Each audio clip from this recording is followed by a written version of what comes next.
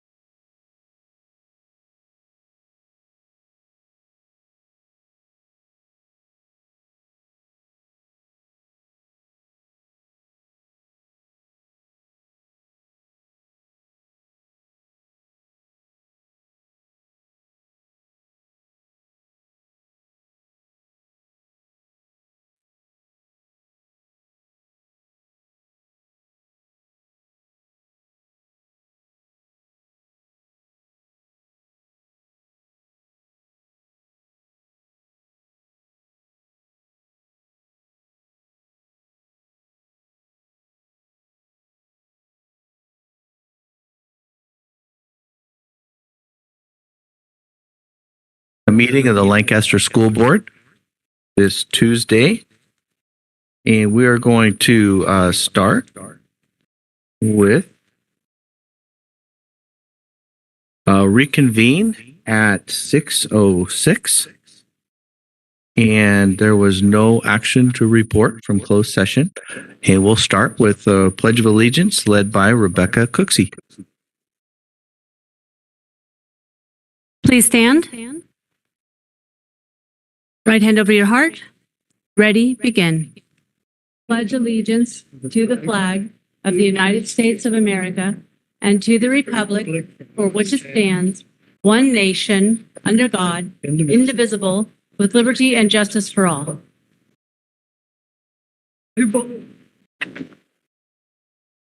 Thank you very much. And we'd like to start with recognition of Capturing Kids' Heart Showcase Schools, Discovery, El Dorado, Jack Northrop, Joshua, Lincoln, Monte Vista, and New Vista. Wonderful. Thank you very much, Mr. Teepee. And yes, it's a lot to celebrate. Congratulations and kudos. I know that online we are joined by a fabulous CKH representative, but we are also pleased to have Miss Alicia Casey here in person with our district, our wonderful person that oversees our CKH implementation, supporting our schools, supporting our students, and has done so fabulously and has led to this wonderful recognition. So Alicia, please share some information with us so we can get more excited and make more noise. All right. So good evening. Capturing Kids' Hearts has been in our district since 2016, thanks to Dr. Bowers and Nancy Talbot, and has grown to be a part of who we are since then.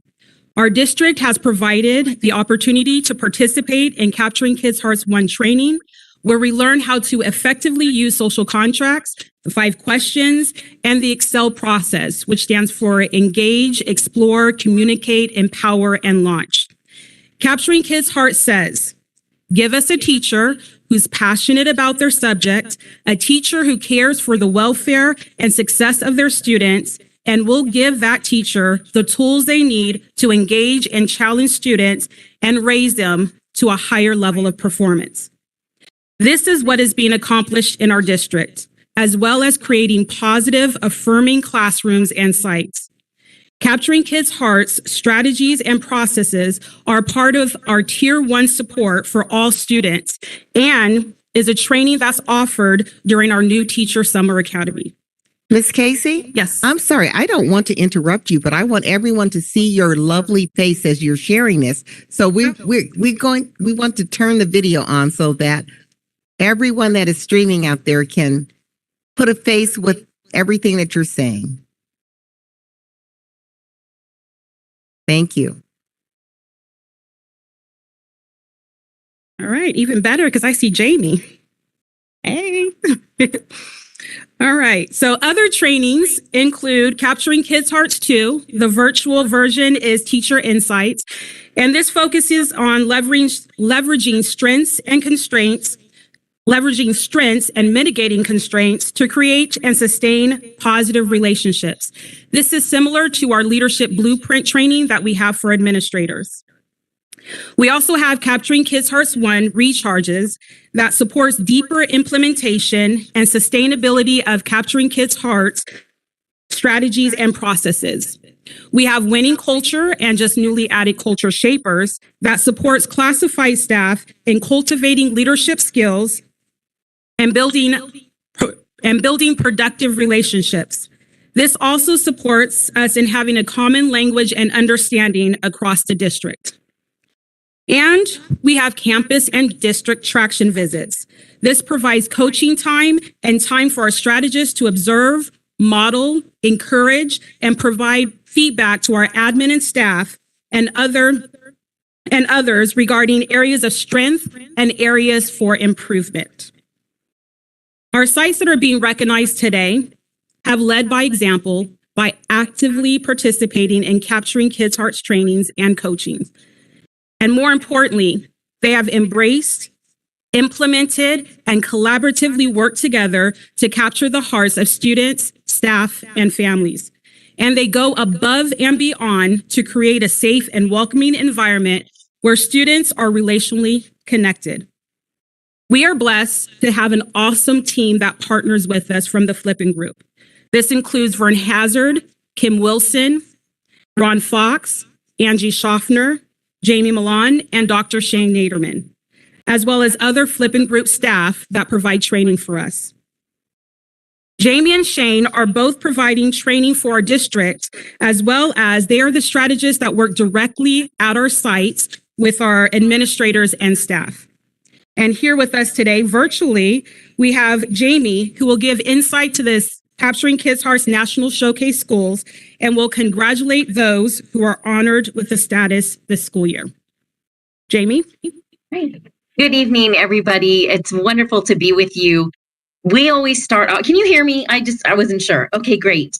So we always start off with good things, and I feel like we just started with a whole lot of good things, but I have to share one that's just really near and dear to me, because this morning and yesterday morning, I was actually with a group of educators from Joshua Elementary. And we went over, as Alicia went over, Teacher Insights, which allows people to dig into where is it that I'm rocking in life, and where can I grow? And I just want you to know that even though it's summertime and this is, a time when people don't want to do professional development, your paras, your office staff, your instructional coach, they were so in it. And that just tells me how much they care about the students and the staff there in Lancaster, which I also want to say has a special place in my heart, because as Alicia mentioned, I have been supporting about 6 schools there in your district. And it is such a work of love to watch how schools are thriving.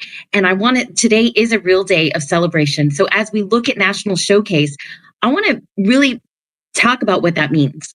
Yes, it's a great accolade. Yes, there's a banner that goes with it, and there's, the email that goes with it, and all the celebration. But really what we're looking at is we're looking at your schools and your staff who are committed to the process that grows and strengthens relationships. And I know you all watch the news, and now more than ever, we need to capture our students' hearts. We need to hold them close to us, and we need to teach them how to become emotionally equipped to deal with the stresses of life. And so congratulations to your schools. I love being in your classrooms, because what I see is a connectedness and a commitment to the community that is built inside the classrooms as well as across the school campus. So this year, we had over 1,700 schools participate in the surveys that allow us to whittle down and find our National Showcase schools. So over 1,700 schools across the country participated. 608 were eligible, And only 378, we're excited about that number, but only 378 out of over 1,700 were awarded National Showcase. So to have 7 of them in your district, that is a huge celebration. So congratulations to the staff, the students, and to the administrative support at the district level and our board members for Discovery Elementary, El Dorado, Jack Northrop, Joshua, Lincoln Elementary, Monte Vista Elementary, and New Vista Middle School. It is such an honor to serve alongside to support the Lancaster community. So congratulations. I know that we have some of them in the audience. So when I call your name, if you're here representing your site, if you can stand and stay standing. So we have again, New Vista, we have Monte Vista, El Dorado, Joshua, Lincoln, Discovery, and Jack Northrop. Please help me in congratulating these sites.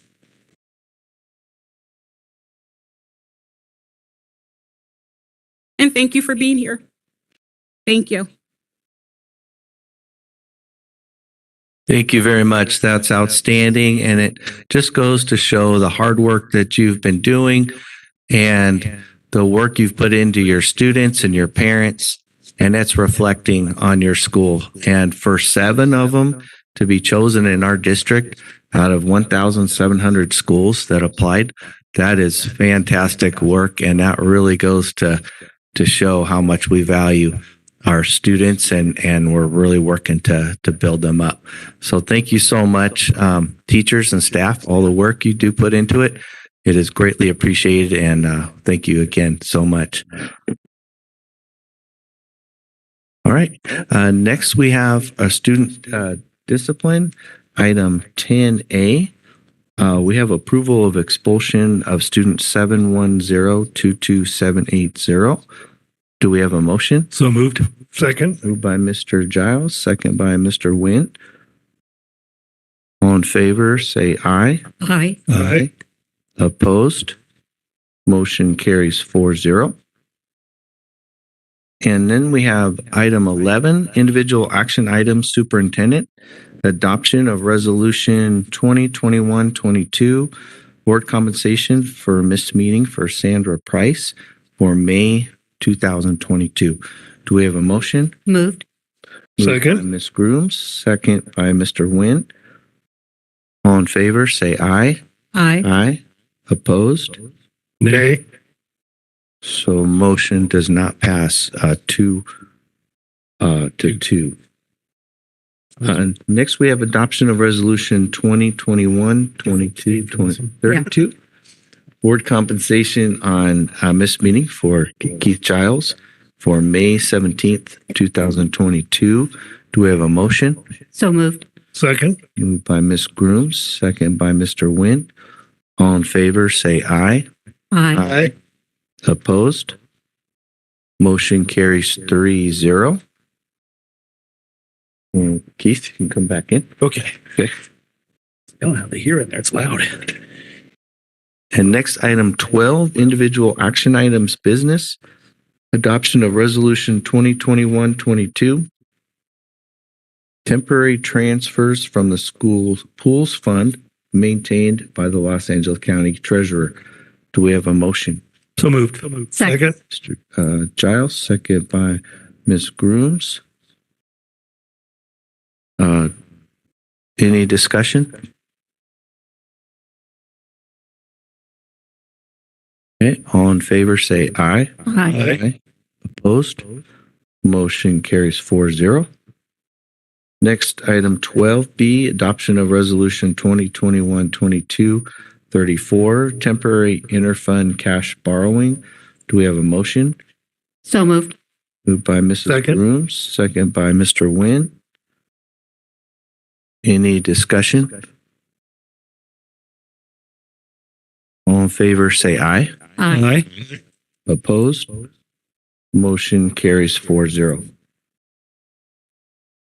Okay, next we have adoption of resolution number 2021-22-35 regarding committed fund balance for textbook adoption.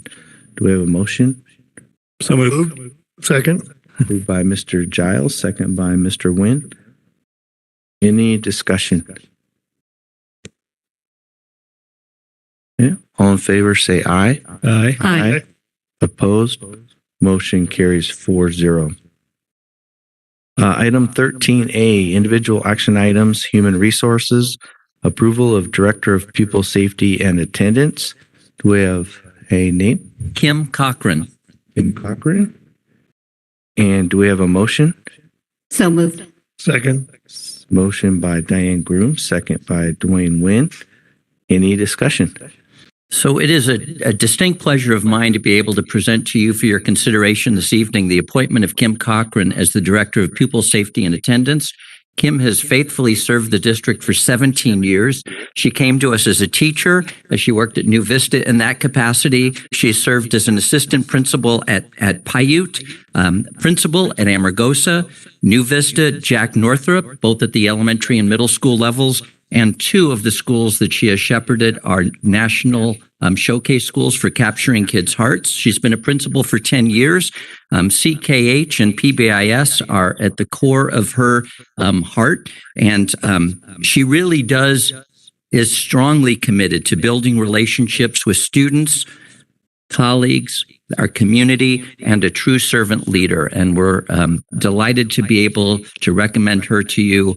And to say that she has big shoes to fill, and that of Julie Utzler would be probably the biggest understatement in the world.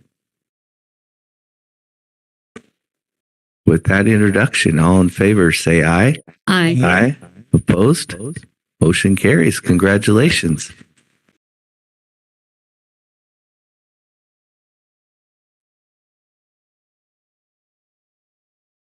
Does she want to say something? Kim, do you want to say anything?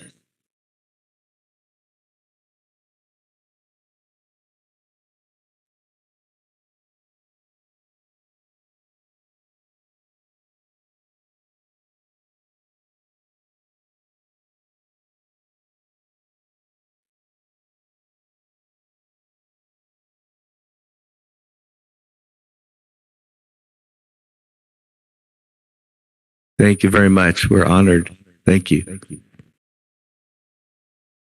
Next, we have item 13B, approval of Director of Fiscal Services. Isabel Maria Alatorre. And with that, do we have a motion? So moved. Second. Motion by Keith Giles, second by Dwayne Nguyen. Any discussion? Absolutely. I know you get tired of me making this statement, but I will once again. Isabel came to us 3 years ago from that district to the south. She came to an awareness that there was a better place to be, and we're thrilled that she did. She came as her accounting supervisor. As you know, she's worked very closely with Ruby Thompson over the last 3 years. She has really excelled in her time here, and she has achieved all of the qualifications that were essential in order for her to be able to assume this position. I want to say that she's got her CPO certification, and I, for the first time in my life, had the opportunity to go to the CASBO conference in April, and in this massive ballroom, all of a sudden somebody says, and I'd like to, I don't know her title, but she was like, important. And she said, and I want to recognize Isabel Alatorre. And Isabel stands up with probably, 1,500 people, and was recognized because she created a mechanism for tracking one-time COVID funds that has now been shared across the state. So to say that she is uniquely qualified for this opportunity is an understatement, and it's my pleasure to be able to present her to you tonight for consideration as our next Director of Fiscal Services. With that, all in favor, say aye. Aye. Opposed? Congratulations. Welcome aboard.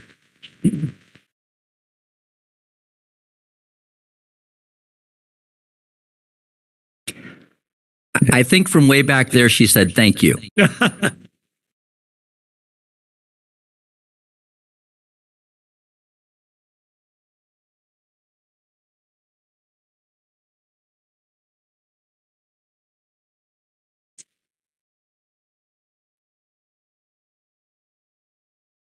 Thank you very much, and great work on your recognition. That's fantastic, and we're honored to have you in their position. Thank you. Okay, next we have item 13C, approval of coordinator of special education. Beverly Shoemaker. And do we have a motion? So Moved by Second. Diane Groom, second by Keith Giles. Any discussion? Yes. And, you know, Beverly came to us in 1998 as a psych intern in our district and has never left. What is it? We suck you in and you can just never go away. We're just really pleased that she has served as a psychologist in our district. For the last 7 years, she served as the lead psychologist.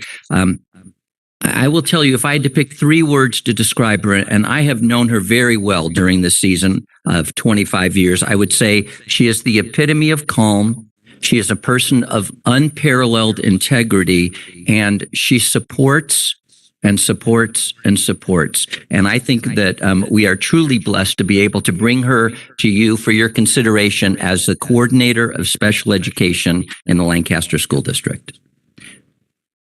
And with that, all in favor, say aye. aye. Aye. Opposed? Congratulations. Aye. Yeah. And Bev, I know that you've got 2 people that you want to introduce, and I just want to say that a true test of someone's character are their children. And I met them today, and they are amazing. And only one of them said nice things about you, though. I'm only kidding. Would you like to introduce them to us, please?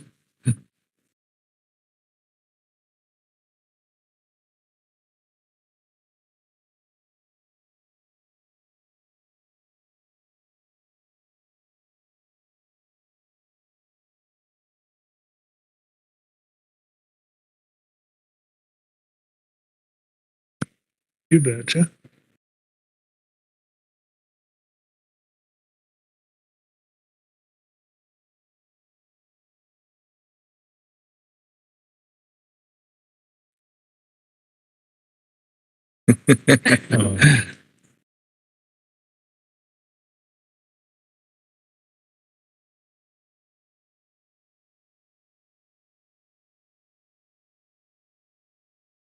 Thank you. And again, we're honored. Thank you.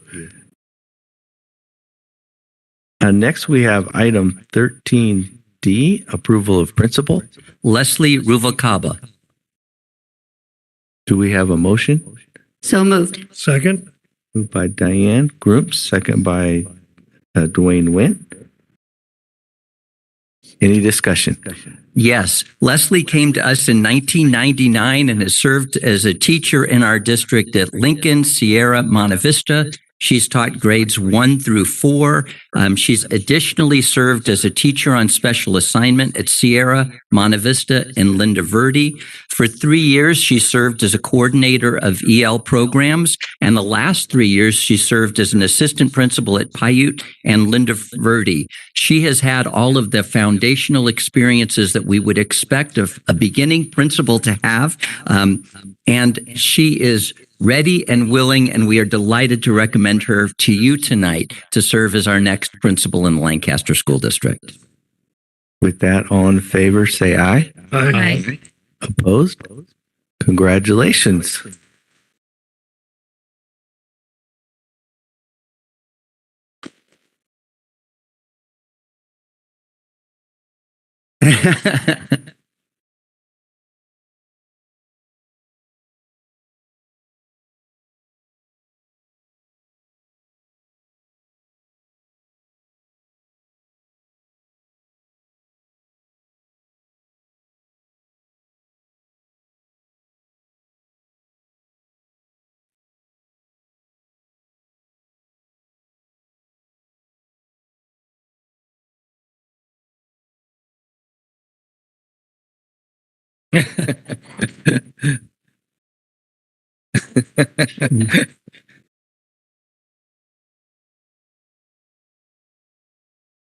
Thank you.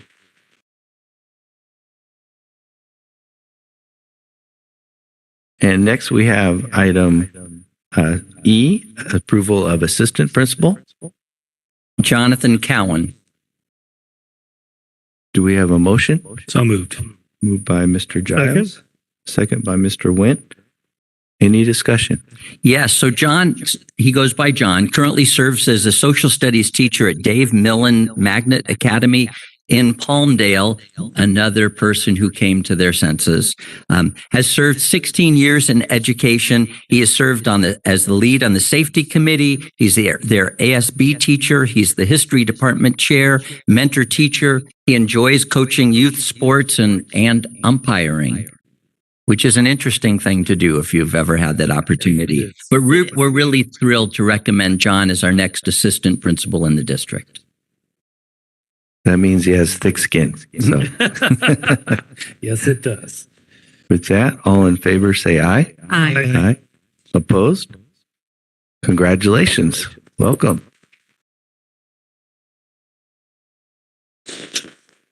John, you're here. I didn't see you. And did you come all the way back from San Diego? Okay, so John, I need to say this before you start talking. We had given John, the superintendent, gave special dispensation to John and said, no, enjoy your vacation, stay with your family.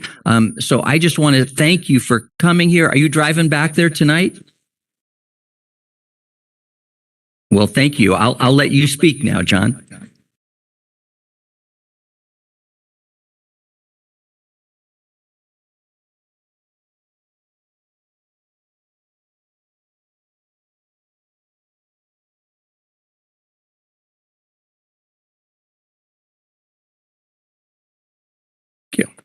Great. Thank you.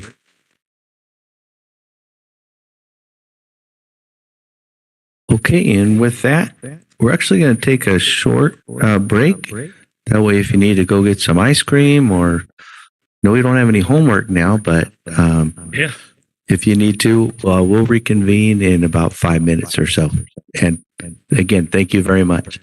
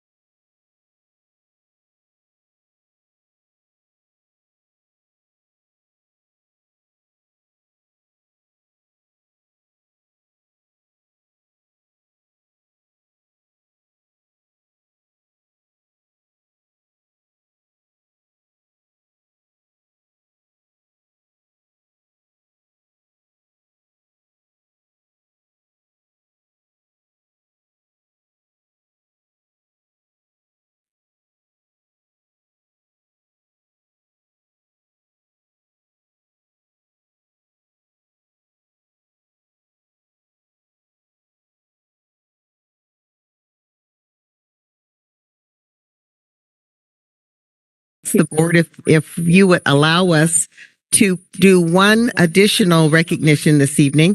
We have an ACES recipient, one of our employees that was nominated for this recognition.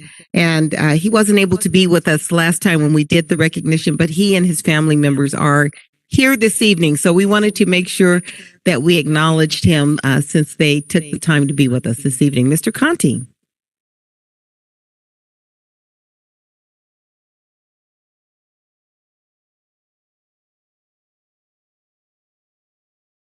Thank you very much and allowing us to pivot. And it is my pleasure to recognize this evening Alan Wharton. Alan, come on up. I'm going to ask that you stand right there in the center and you can just like 30 seconds here and 30 seconds there so everybody can see you because the board would like to see you as well. But Alan, you were nominated for an ACES award which is an award for achieving a culture of exceptional service by Tony Sparkman. She's one of the office assistants at Amargosa, and here's what she had to say about you, Alan. She said, Alan Wharton is new to the Cougar family, being our custodian who has been with us for just a few months. Yet he has already become a vital part of the creek. You see, Alan is not only a custodian, he is a superhero. He springs into action whenever he is needed. Whether it is an aggressive parent in the front office, a student runner trying to get off campus, or whatever the case may be that isn't necessarily part of his job. He is there in a flash, helping any way he can. He constantly runs around to get the job done. He is truly a treasure, and we are fortunate to have him at our site. Alan goes above and beyond daily and never ceases to amaze me. And I love the way she signs this. Have a Cougar-tastic day. Yeah. So Cougars are the mascot at Amargosa. So Alan, I just want to say congratulations. We are proud of you, and to receive this recognition in such a short time of service to the district means even greater things are here to come. Thank you so much. Hey, on a side note, I saw him in action at the promotion, and he had to go run and get the little papers for the fake diplomas because they forgot him. I saw him in action, so I know he's valued. He must have left his cape at home if he ran instead of flew. He probably did. Congratulations. Thank you. And Mr. Conti, I believe Alan has some family members. Alan, would you like to introduce who came with you this evening?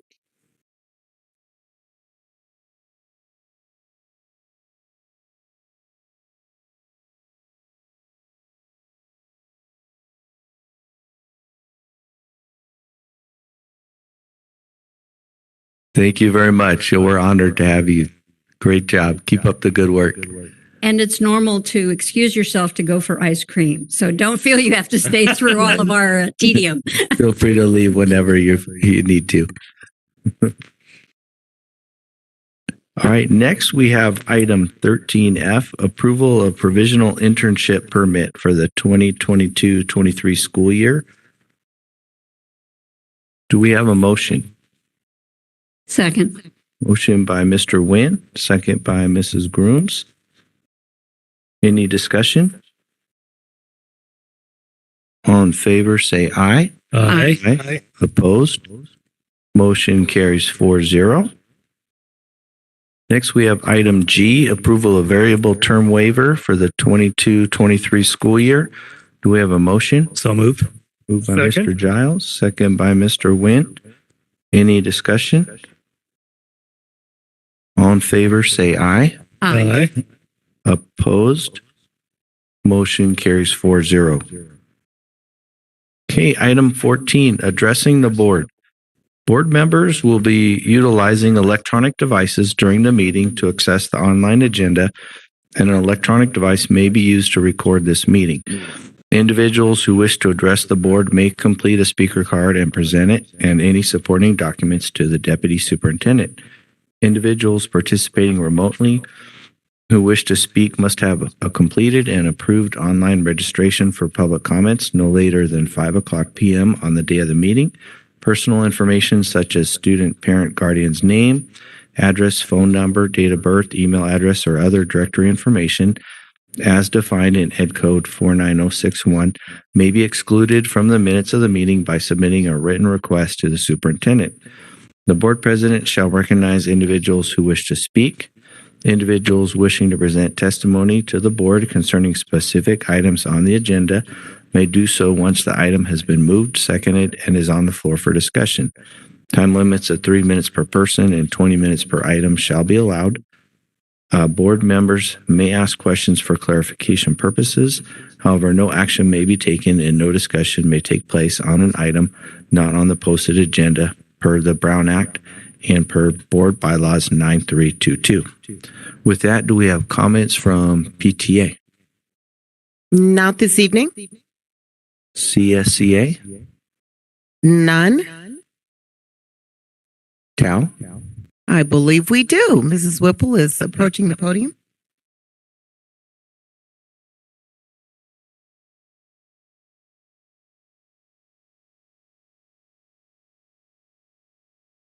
Okay. Welcome back. I'm pretty loud, right? Y'all can hear me? So it's good to be back. It's really great to see everyone in person. Hopefully everybody's doing well. Just a few things that I would like to say. It's been a long 2.5 years, and I just want to lift up and acknowledge all of the work that's been done by the teachers, staff in general, admin, really everybody, because I thought last year was the hardest year. It was not. This year proved to be much more difficult. So I just want to put that out there because I know a lot of people left this year feeling like there were issues with safety, like a lot of people shared with me that they didn't feel like they did enough this year and were really hard on themselves. And I just want to say that I hope that everybody acknowledges what we truly accomplished because it was a lot. So, and I don't know if I missed Mr. Davis's presentation about the Black Educator Internship Program, but I would just like to say that I'm very excited about that. I think it's very progressive, and I'm happy to hear that we are bringing that to the district. Anything that is going to help our students, especially our students of color, I'm on board for that, and I am just really excited about it. So sorry that I hope I didn't steal your thunder, but I just really wanted to share that. Another group that I kind of want to acknowledge. Oh, and hello to my students, because I know I've got students listening in or watching online. I just want to share again that we're going to continue to uplift and support our LGBTQ students, staff, anyone that comes within our classrooms or our schools.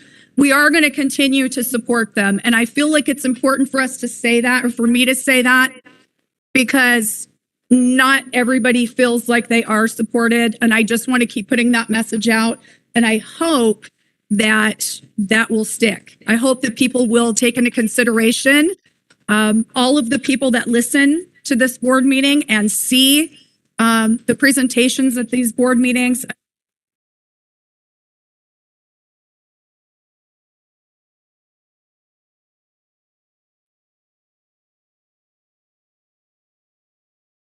As always, I just have a feeling it's going to be amazing. So we all are looking forward to that. And then with the chair's permission, may I take a point of personal privilege? Thank you. So, okay, I know a couple of you in the room know that I did get COVID right before the end of school. I had to miss graduation. I had to miss promotion for my kids. And I was made aware after the fact that 2 out of my 3 students did not receive their awards for their just amazing achievement in art. And so I wanted to take this opportunity to share the names. Not only Asia Alexander, unbelievable. You all will hear or see her in the future, just a fabulous artist. I wish I could take credit as her teacher, but she came in like that and she was just amazing. So Asia Alexander, good for you. I'm super happy for you and I'm sorry that I missed it. My other 2 students, Jaden Ware, I was fortunate enough to have him last year on virtual and this year in person, and just an outstanding kid, just fabulous and an amazing artist. Very quiet, very, very reserved, but just a great, great kid. So I want to take this moment, this opportunity to say congratulations, Jaden, and I will be dropping off your award on Friday. And then my last one, she was not quiet. She was not quiet, and I know she's listening, so I'm going to give you a little bit. I was her favorite teacher. I know that. And because she made a point to tell me in all kinds of crazy ways every day. But Shelby Pacias, great job. Another just unbelievable, fantastic artist who just made my year. My entire, every year I feel like I hit the jackpot and I have the best group of kids because they just fabulous, just amazing. And I wouldn't do anything else other than teach. And it's because of our kids. So thank you. Have a nice evening. Like I said, it's great to see everybody in person. Mrs. Whipple, I'm going to ask one small favor of you because I want to make sure that those 3 students heard you. So I want you to say their names into the microphone again because the mic is actually what feeds our stream.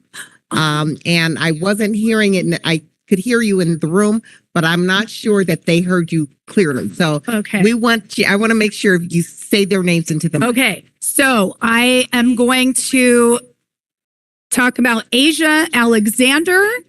Great, awesome art student, Jaden Ware and Shelby Pacias. So I will give all of you the in-person rundown if you didn't hear what I just said. Okay, thank you.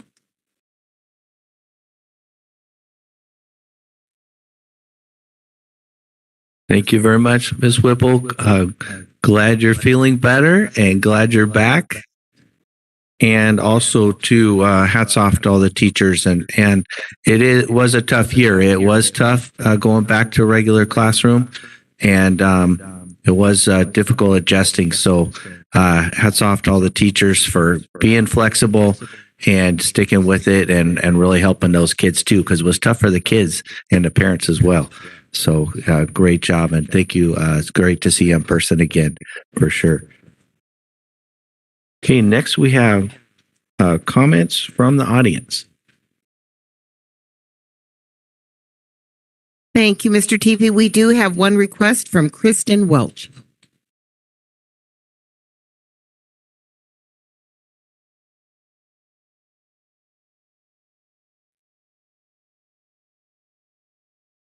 They're working on it to try to figure out.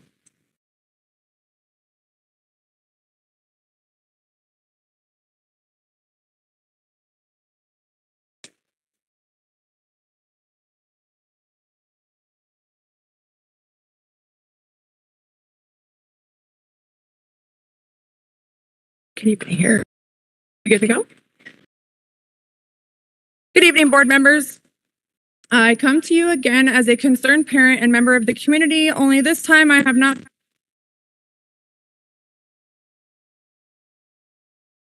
members of the board as well as Mr. Larry Freese. On Friday, May 20th, 2022. I'm sorry, Mrs. Welch.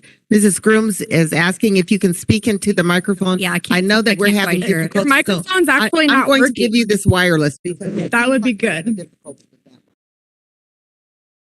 People who are watching live that are giving me feedback said that they can't hear anything. Okay, so we're going to give you the wireless mic and hopefully that will help with the audio. Too, so that's okay. Thank you very much. It's not going to cut in my time, is it? Or are you guys going to cut me off? It's kind of long, so. Okay, so should I start over completely? Okay. Good evening, board members. I'm going to start over. So again, I come to you as a concerned parent and member of the community. And instead of my normal speeches that I prepare, I'm going to instead read email correspondence between myself and members of the board, including Mr. Larry Freese. On Friday, May 20th, 2022, I sent an email that I'm not going to read the entire email because it's a little lengthy, but to summarize, I sent an email to all members of the board, including the superintendent and assistant superintendent. And the purpose of the email was to inform the Lancaster School District board members of the response that I received from the Los Angeles County Department of Public Health regarding a FOIA request, which is a Freedom of Information Act request that I recently made asking for proof of a purified and isolated virus for the SARS-CoV-2. Los Angeles County was unable to provide any proof, period. This email included full copies of the response, and I have those and more here in my folder, as well as a response that I received since the May 20th email from the California State Department of Public Health and a plethora of other entities, all stating the same thing and admitting that they have no purified and isolated SARS-CoV-2 virus. The only person who responded to me was Miss Grooms, thank you.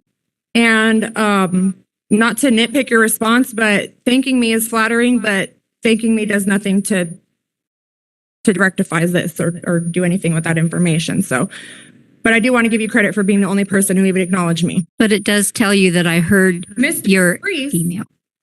probably not going to like me after this, but he told me that he didn't receive my email. And so yesterday afternoon, we spoke on the phone, and I'm going to read you verbatim our emails now. So yesterday afternoon, I told him, per our conversation this afternoon, I am forwarding the original email that was sent containing the FOIA responses I received. I hope that you give this very important information to the appropriate people. Parents and faculty have the right to know this information. Thank you.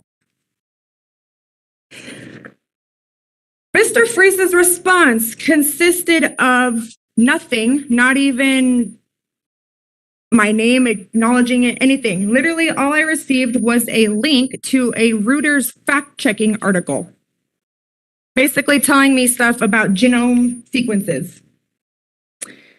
So I wasn't even honestly sure what to say to that. It was literally just this link. That is all he said to me. So this is my response. Hello, Mr. Freese. Your response to my email in the form of nothing but a website link is what I'm going to assume is your proof of existence for the alleged virus. You may not have read the contents of the request and response in their entirety, but in the event that you did, you may have overlooked the specifications of the request I made. In the request, I specifically asked that genome sequences, among other false identifiers and debunked pseudoscience, are omitted, as they have already been shown to be inadequate evidence. In other words, I regret to inform you that the link you provided has already been debunked and is not going to suffice as proof of the existence of a purified and isolated virus.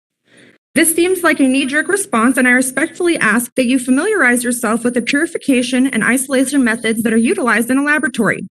These methods do not adhere to Koch's postulates or Rivers' criteria. The cytopathic effects are being caused by the methods that are used and not by an alleged virus. You will need to actually understand all of this information and these processes if you are going to disseminate it for others who will likely have questions, right? I implore you to do so. Dismissing these FOIA requests and their responses simply because you don't understand or choose to look into them to understand is unacceptable. It is your job to do so, and if I can do this, so can you. Educators, parents, and students alike are counting on you to give them information like this. It does not matter whether or not you agree, because these facts speak for themselves. I hope that you make good use of this information, and instead of trying to discredit me, you actually do some scientific research and reading.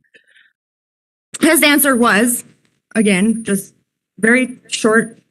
As your FOIA request is not mine to fulfill, we will continue to follow California and Los Angeles Department of Public Health guidelines until directed to do otherwise. Passing the buck. And so in kind, I said, Mr. Freese, I have not once requested you or any other person in the school district to fulfill a FOIA request. I am presenting you with information that comes from the very same entities that we are unlawfully forcing mandates on us. It seems that you would rather accept top-down orders than use this to inform others whom you are obligated by your position to disclose this information to. This is disappointing. His answer was, in my role as COVID safety administrator, it is not my duty to question the science, but rather to enforce the mandates. We leave science and medicine to the researchers. And I'm just going to stop for a second and pause before I read the rest of these emails, because the science and researchers can't even get this shit right, guys. And so I responded, they cannot even conduct proper science, sir. You are just passing the buck. I will not waste my time any further as you clearly do not want to fight back against the tyrannical COVID nonsense that has been implemented in the name of pseudoscience. I don't know how you can be presented with this type of information, and because it goes so hard against the grain, you simply will not entertain it. I am literally showing you how the science is flawed and how it has been admitted that they have never once purified and isolated a virus. There are a plethora of doctors and researchers who back this claim, and you just don't hear about them in the mainstream media. I'll see you this evening. Where is he? He's not even here via Zoom, is he? Conveniently, and I'm going to give you the timestamps of our conversation this morning, right? 7:31. Oh, no, I'm sorry. 7:29, 7:31, and 7:38. And immediately I get an auto reply from him saying he's out of the office until the 13th. Then an hour later, he decides to answer me and tell me, I suggest you present your argument to LA and California Department of Public Health, who have the power to modify their guidelines and mandates. We are charged to support these guidelines and mandates. And I'm just gonna, that's the end of our correspondence, email correspondence, okay? And I just want to say that this gentleman's role as our COVID safety administrator, which he should probably change his name to mandate enforcer per his email, but it means that your job is to be concerned about this information, right? And if not, why are you here?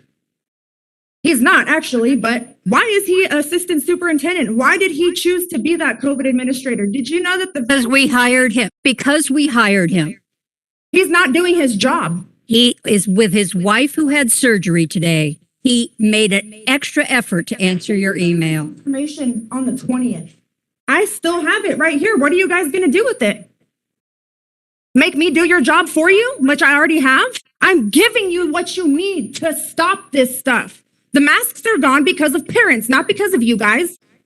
That's not true. That is absolutely true.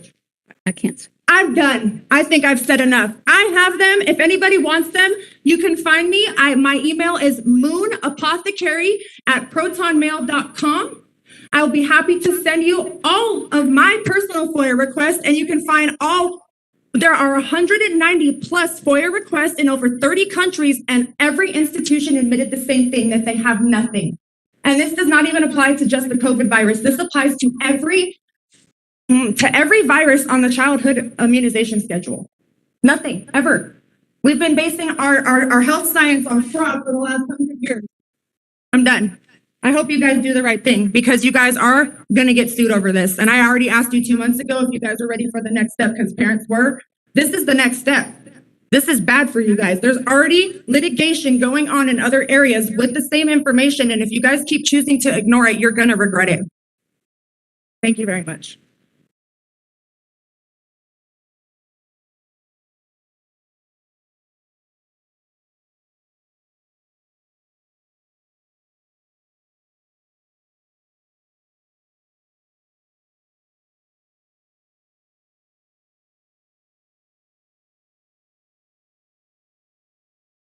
I'm sorry. I apologize. Any other public comments? No, none this evening. Okay, thank you. Okay, next we have informational items, enrollment report.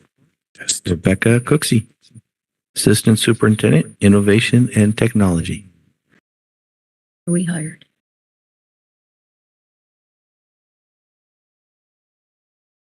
Okay. Oh, I'm sorry. Rebecca, is yours on?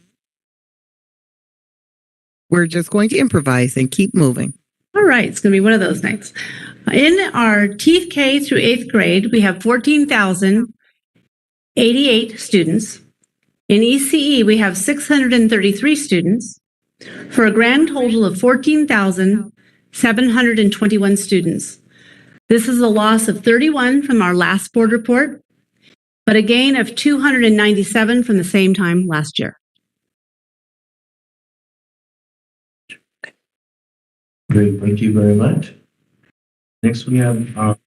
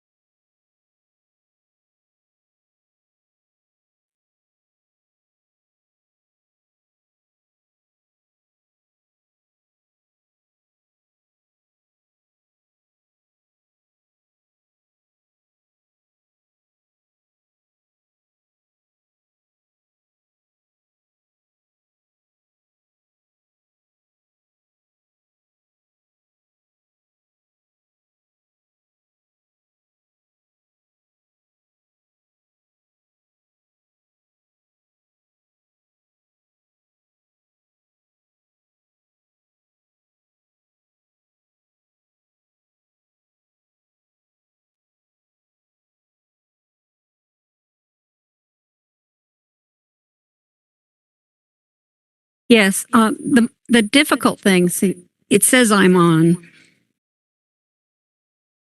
I'll try it this way. Can you hear me now? No. See, it says I'm on, but.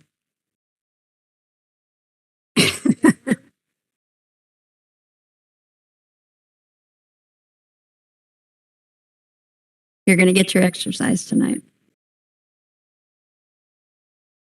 I think the difficulty is that individual members of the public don't know who else is going to be speaking on that topic. So limiting to the topic, to one topic of 20 minutes is only effective if they're organized. And unfortunately, general members of the public aren't. So in that case, I think we have to keep it to the limited, is it 5 minutes, 3 minutes? 3 minutes. I think we have to keep it to that because we have an obligation to everyone in the audience to be able to have the meetings at a reasonable time factor, knowing that they've been at work all day as have board members. And to extend the meeting as long as it has, I'm very happy to receive information in writing and read that in addition to their comments. But for the purpose of the meeting, I'd like to see us, unfortunately, have to limit that time to 3 minutes so that we can get to the crux of the issue and give everyone the opportunity to speak. I don't know if anybody else has. No, I'm fine. Timer is a good idea. We've had the timer before. It just helps to keep everybody.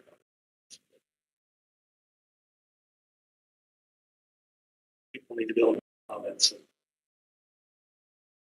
So we want to get done. Timer, we just have to make sure we use it evenly. That's what we had before.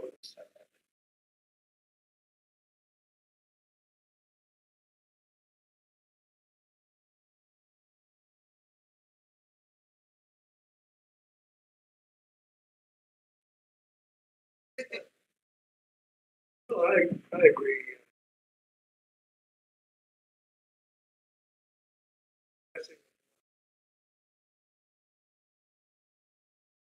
Talk about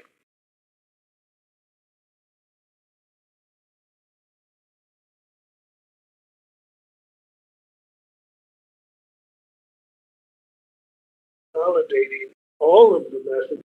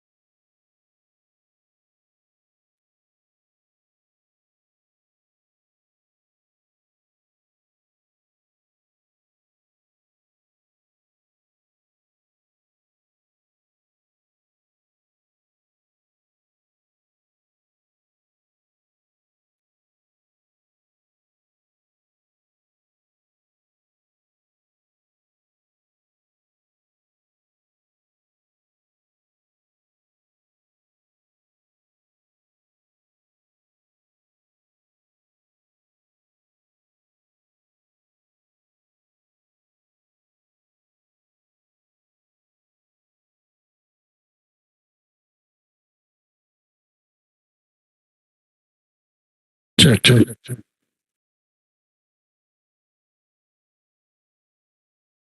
Test, test, test, test, test, test, test. Test, test, test. Can you hear this one? Okay.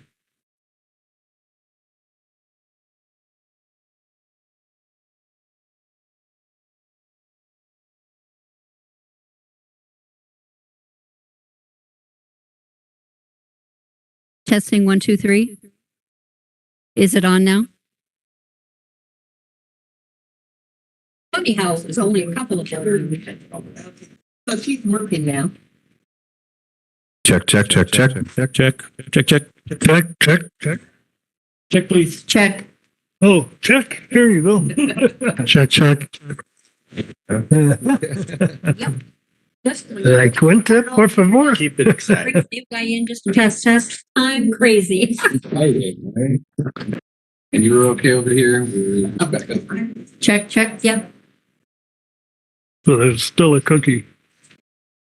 There's still a cookie. Oh man, I gotta be good. We're going to Hawaii next week. I'm trying to lose weight. Is that where you're going? Hawaii? Right. Yeah, fit in one seat. And not have to get the extender. I think about it. I feel like you need to eat your money's worth, and I always eat more than my money. You know, I get more walking in on a cruise than I do anywhere else. And if I come back weighing maybe a pound more, that's my norm. That's totally, that's acceptable. You're going to all the different. We didn't do it. We didn't do it. Yeah, Check, we're check, trying to figure out. Check, check, check, check, check, check, check.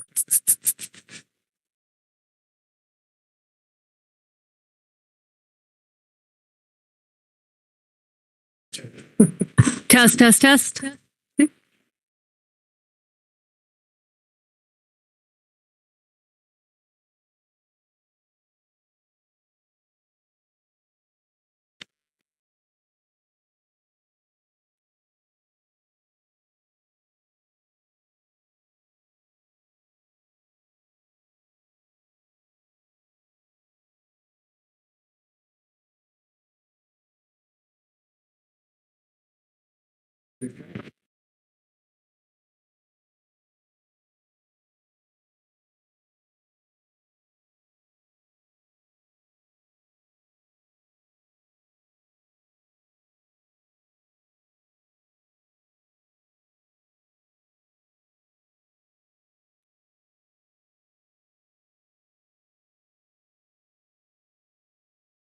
Check, check, check, check, check.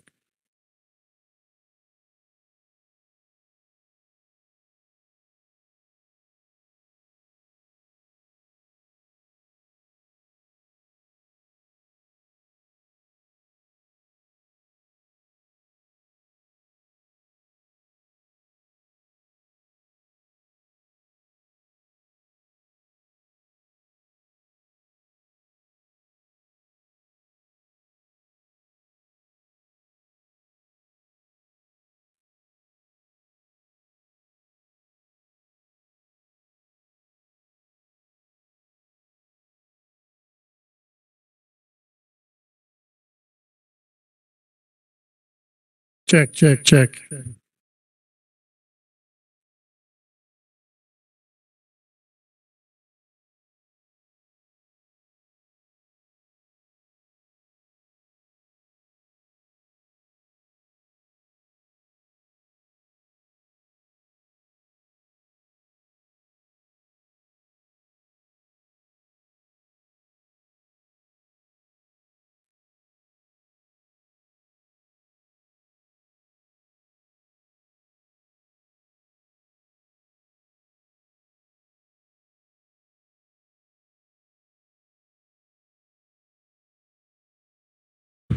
Okay, we're back in with our meeting. And now we're on presentations, requests, proposals, and reports. We'll start with item 16A, Black Educator Teacher Residency Program, BETR, presented by Michael Davis, Director of Certificated Personnel. I'm good, right? All right. Thank you, board. Tonight I'm here with Dr. Bree Evans Santiago from California State University, Bakersfield. And between the two of us, we're going to share an amazing opportunity between our two organizations about a program that Gina already explained, the Better program. And Better, it's a mouthful. It's taken me a while to get to it, but it stands for Black Educator Teacher Residency. I'm going to say it again, Black Educator Teacher Residency. But before I go any further, I'm going to say it's not exclusive for African Americans. It's actually open to everybody, but I'm not going to lie, there is a focus on recruiting and retaining African American and minority teachers so they can be in the classrooms in front of our students. And that's a pretty good thing. And like I said earlier, a great opportunity for us. There are 4 moving parts to this program. The first one is the residents. Those are the teachers that are going to work with in our organization. And then also, how is CSUB going to facilitate this program? And then there are the mentor teachers, which will come from our ranks, and they will shepherd along the residents. And then finally, there's the Lancaster School District. And how do we facilitate that? So I'm going to turn it over right now to Dr. Evan Santiago, and she's going to explain the residents and CSUB. Good evening. Good evening. I am so happy to be here. Drove over here really quickly so I can make sure I could be here by 6 o'clock. So I'm happy we're so we're on time. So You are, and I don't want to stop you, but your paper is covering the camera so we can't see you. There you go. We want to make sure that everyone can see you. Thank you. Okay, so I have to look a little lower to read my, so I wanted to share that the Black Educator Teacher Residency was actually created by myself and some other faculty, Black educators on campus, for not just Black educators, but for anyone that is teaching Black students. We want to ensure that our teachers leave ready and willing and understanding the students that they teach. And so that's what this is about. And so beyond that, we want to uplift and empower our Black youth. We want them to feel the empowerment. We want them to have a voice. And through that, we're also creating curriculum that is Afrocentric focused. So that way they are able to bring that into the classroom when they become educators out in Lancaster. And so with that, we jointly recruit. And so we work together to decide who the residents are. We also work together to decide on the mentors. So that way it's a joint process. We work as a partnership. We want to make sure that whoever we bring in is who Lancaster needs and wants to be able to support the students. Also, we have monthly meetings. So mentors as well as residents will meet every single month to be able to talk about different parts of their process, to learn and understand more about what's going on within the district, how the district does their teaching. So we're all on the same page, and we continue to move forward with that. We learn how to calibrate together. So we're evaluating everyone the same and working together to ensure that our residents leave out with over 1,000 hours of experience. So that's very important.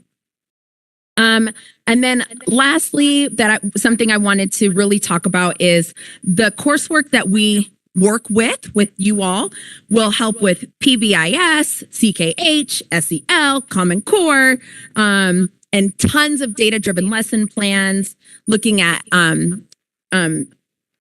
what else? Equitable technology and everything else that we can provide for them. So it's an amazing opportunity. And we just wanted to share that with you. So I'm very grateful to be able to present what we are hoping to do with Lancaster. Thank you. Thanks, Bree.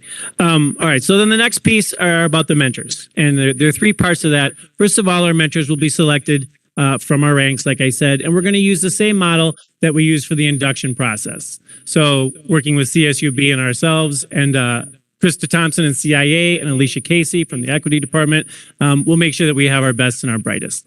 And the mentors are going to do a gradual release with the residents over time. At the very beginning, they will work from January to December. And at the beginning, the residents will be observing and then having conversations with our mentors. And then over time, they'll take over parts of the class. And then at the very end in December, they'll be taking over the class fully. And then lastly, as Bree mentioned, there are 10 different meetings that everybody's going to go to. It will be collaborative. We'll make sure that, again, Krista and Alicia are involved so that all of the programs that we run here in Lancaster School District are the residents are fully aware of them and moving forward, and they'll be completely ready to take a position once we've got them out the door. So that's the third piece. And then lastly, how does Lancaster facilitate this? 3 parts again. Once again, we're going to make sure that sorry, I'm blowing it. We're going to work with them to make sure that they understand all our programs. The financial outlay is pretty simple. CSUB requests $18,000 for every single resident as a stipend. And then we've also put in there another $300, and that's going to be to pay for the resident's credential for substitute teaching, because we're going to ask them once a week to substitute. We're going to have 5 subs every single year for 3 years to help us with that, the shallow sub pool. And then finally, we've got, the mentors. The mentors are going to be paid $2,030 a year for their time. It's the same price as the induction mentors, and so it's a comparable sort of thing. The total bill for this will be $103,000 per year times 3 years. So what we're asking for in the letter of understanding is $309,000. That's going to be our outlay. Finally, what happens with the residents when they have completed their year? Well, they get an interview just like any other teacher, and what they'll do is I'll interview them. If they've done a good job, we're going to hire them, and then they're going to commit to 3 years for that $18,300. And eventually they'll stay with us. If there's a problem at some point and they leave early, we'll get our money back on a prorated amount. And then lastly, if there's a problem with anything prior to the interview, we'll let them go. And whether or not we receive that money will depend probably whether or not they've done something illegal or immoral. If that hasn't occurred, it's just not a good fit. We've sort of tossed somebody out into the teaching world for some other district to pick up, but I'm sure they'll be well qualified. Okay, with that, any questions? Yes. Can you explain the finances again? The 18,000 is to the student? To the resident, yes. 18,000 is to help. So are they a student or a resident? I don't understand the difference. Well, they're a student with CSUB and they're with a resident with us, right? Okay. So they're a CSUB student in their educational program and they're a resident with us. So the 18,000 is to help them offset their living expenses and their education. So do they get the substitute pay as well, or no? On the days that they substitute. Okay. It's in the program where they're going to be with our resident, with the mentor teacher 3 days a week. They'll do coursework 1 day a week. And then the last day that they're going to get priority subbing. Okay. Hopefully at the school that they're the resident at, but then they can also work anywhere in the district. Okay. Thank you. So when you mean by resident, does that mean they live within the boundaries of that school? No, sure.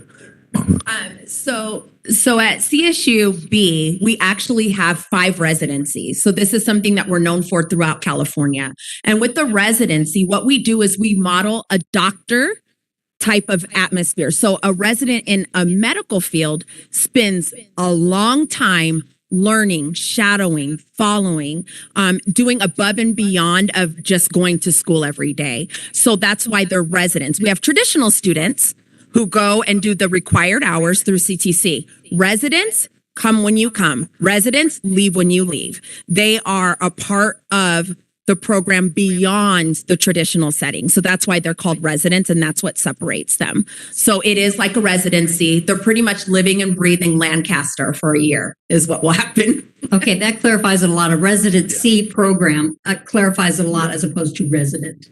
Yeah. Can you summarize Afrocentric and what that means for all teachers? Absolutely. So when we look at that, we're putting African American students in the forefront.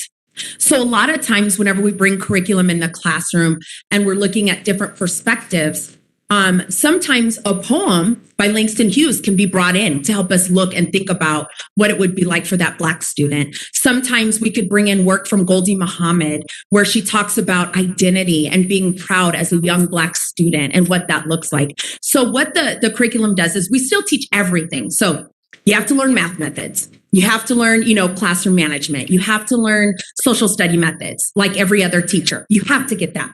But what we do is we infuse some of that where we empower Black students as well. So they get like supplemental curriculum where they read some articles or they look at a book or they watch a movie, or we have guest speakers that come in to help us learn and understand how to empower kids that are a minority, that are underrepresented. And we want to make sure that they're uplifted and have that forefront. Because when you say centric, usually it's we want to make sure that they are the center of what we're talking about too. So it's students of color in general, but oftentimes in the curriculum that we don't see a lot of the Black author work. And so we want to bring it into. So it's not instead of, it's an addition. Like we just want to add some more to what we're already learning. So that way everyone can see and understand a different perspective that is sometimes missed out on. Right. And it's important to our kids. We want to make sure that our teachers are understanding our kids. To all of our kids. Yes, that's right. Absolutely. Yeah. Thank you. This seems very, very strong in the equity portion of it. Having someone there that can stand in front of the classroom and teach, even though go ahead, Mike. That's important why we're going to get Alicia involved in this, and then also Krista and CIA. So we make sure that we cover almost all the bases for Lancaster. Well, this, since Cal State Bakersfield's a big university now, are you going to make this available to any other districts in the Valley? Yes. We are.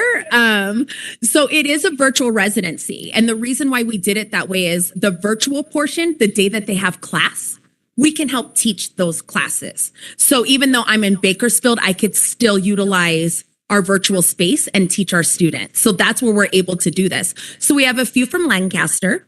We have a few from Panama Buena Vista in Bakersfield. And we have a few from Palmdale. And so we're all working together. You all have your own sites, your own people. You have to coordinate it your way. But there will be students that will be in one virtual classroom once a week where they all learn together. But then they go back to their sites and apply it their way with their districts. So the only thing that's kind of combined is us as faculty. We have to kind of make it work to make sure. Unless you all want to fund, 20. Just kidding. Wish we could. Actually, I forgot to mention that if this is successful at the ground level, I will be coming to you later on for a little more cash and more residents. It's really an amazing opportunity. I mean, while it seems really small, 5 teachers for 3 years in a row, 15. That's huge for me right now as the person who's hiring every single person in here. And also, there are not, when I go to the fairs that are outside down in LA, there are not minority teachers to pick from. It is really, really, given our population, it's criminal almost. And so this is a great opportunity where we can just get them straight in and help our students. And also this year we started already with 6 students with Panama. So we just did 1 year. So we're halfway through the year. We'll finish in December. And just so you know, 4 out of 6 of those students are teachers of color.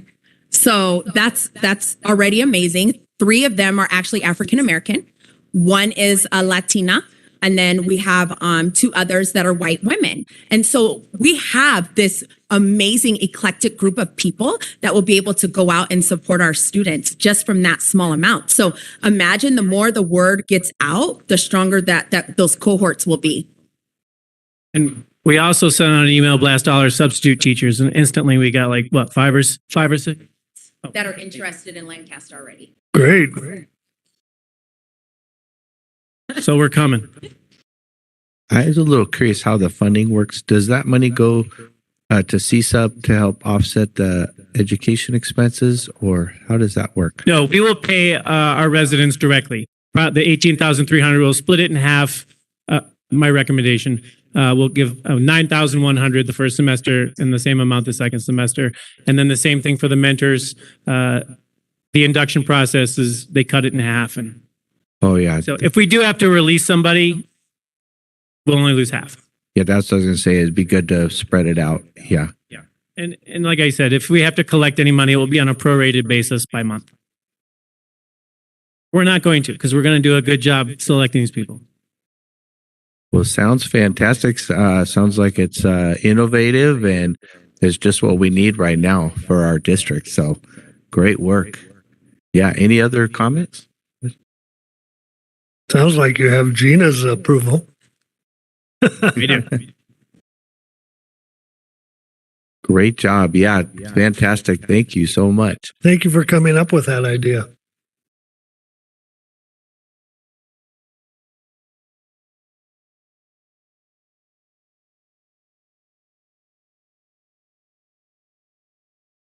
Go on. Okay, next we have item B, our ECE self-evaluation and ECE universal TK plan by Kelly Fountain, Director of Early Childhood Education.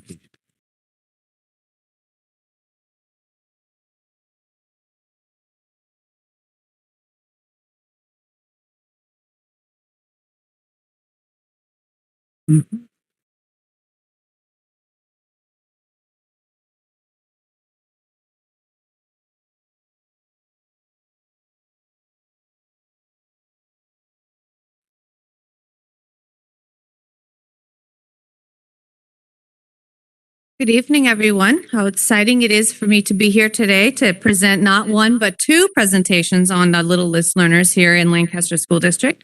I'm going to start with the Early Learning Department's California State Preschool Program self-evaluation. And I really did just pick some highlights from each of the areas that we do our audit on for you this year.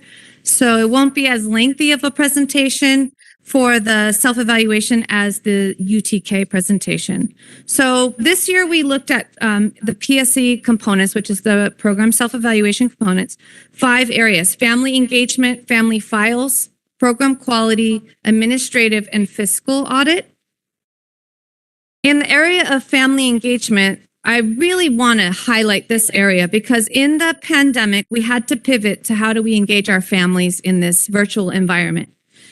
Prior to that, we had families coming in and we would provide family engagement training for families on a monthly basis.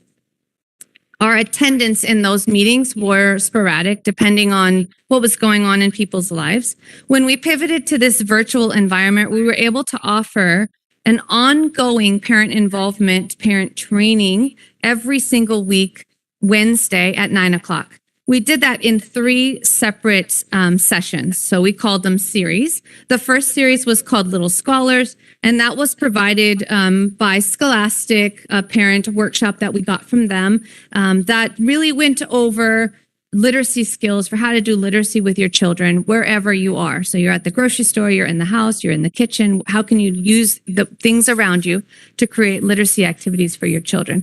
That was a 6-week series. Right after that, we started healthy parenting and nutrition for 5 weeks. So families would get each week a healthy parenting tip. So how to get on a child's level, how to use a calm voice, how to be consistent when they asked for their child to do something, how to get their child to follow through, which was also paired with a nutrition topic each week. So how to substitute high-fat foods for less calorie foods, how to substitute items with sugar, drinks that have sugar in them for less sugary drinks, how to get vegetables in every meal. We talk about the food pyramid and how it's no longer a pyramid, but more of a healthy plate. And we give lots of resources for thehealthyplate.com for families so that they have those things that they can use at home as well. Part of that is going to the grocery store and bringing in nutrition labels.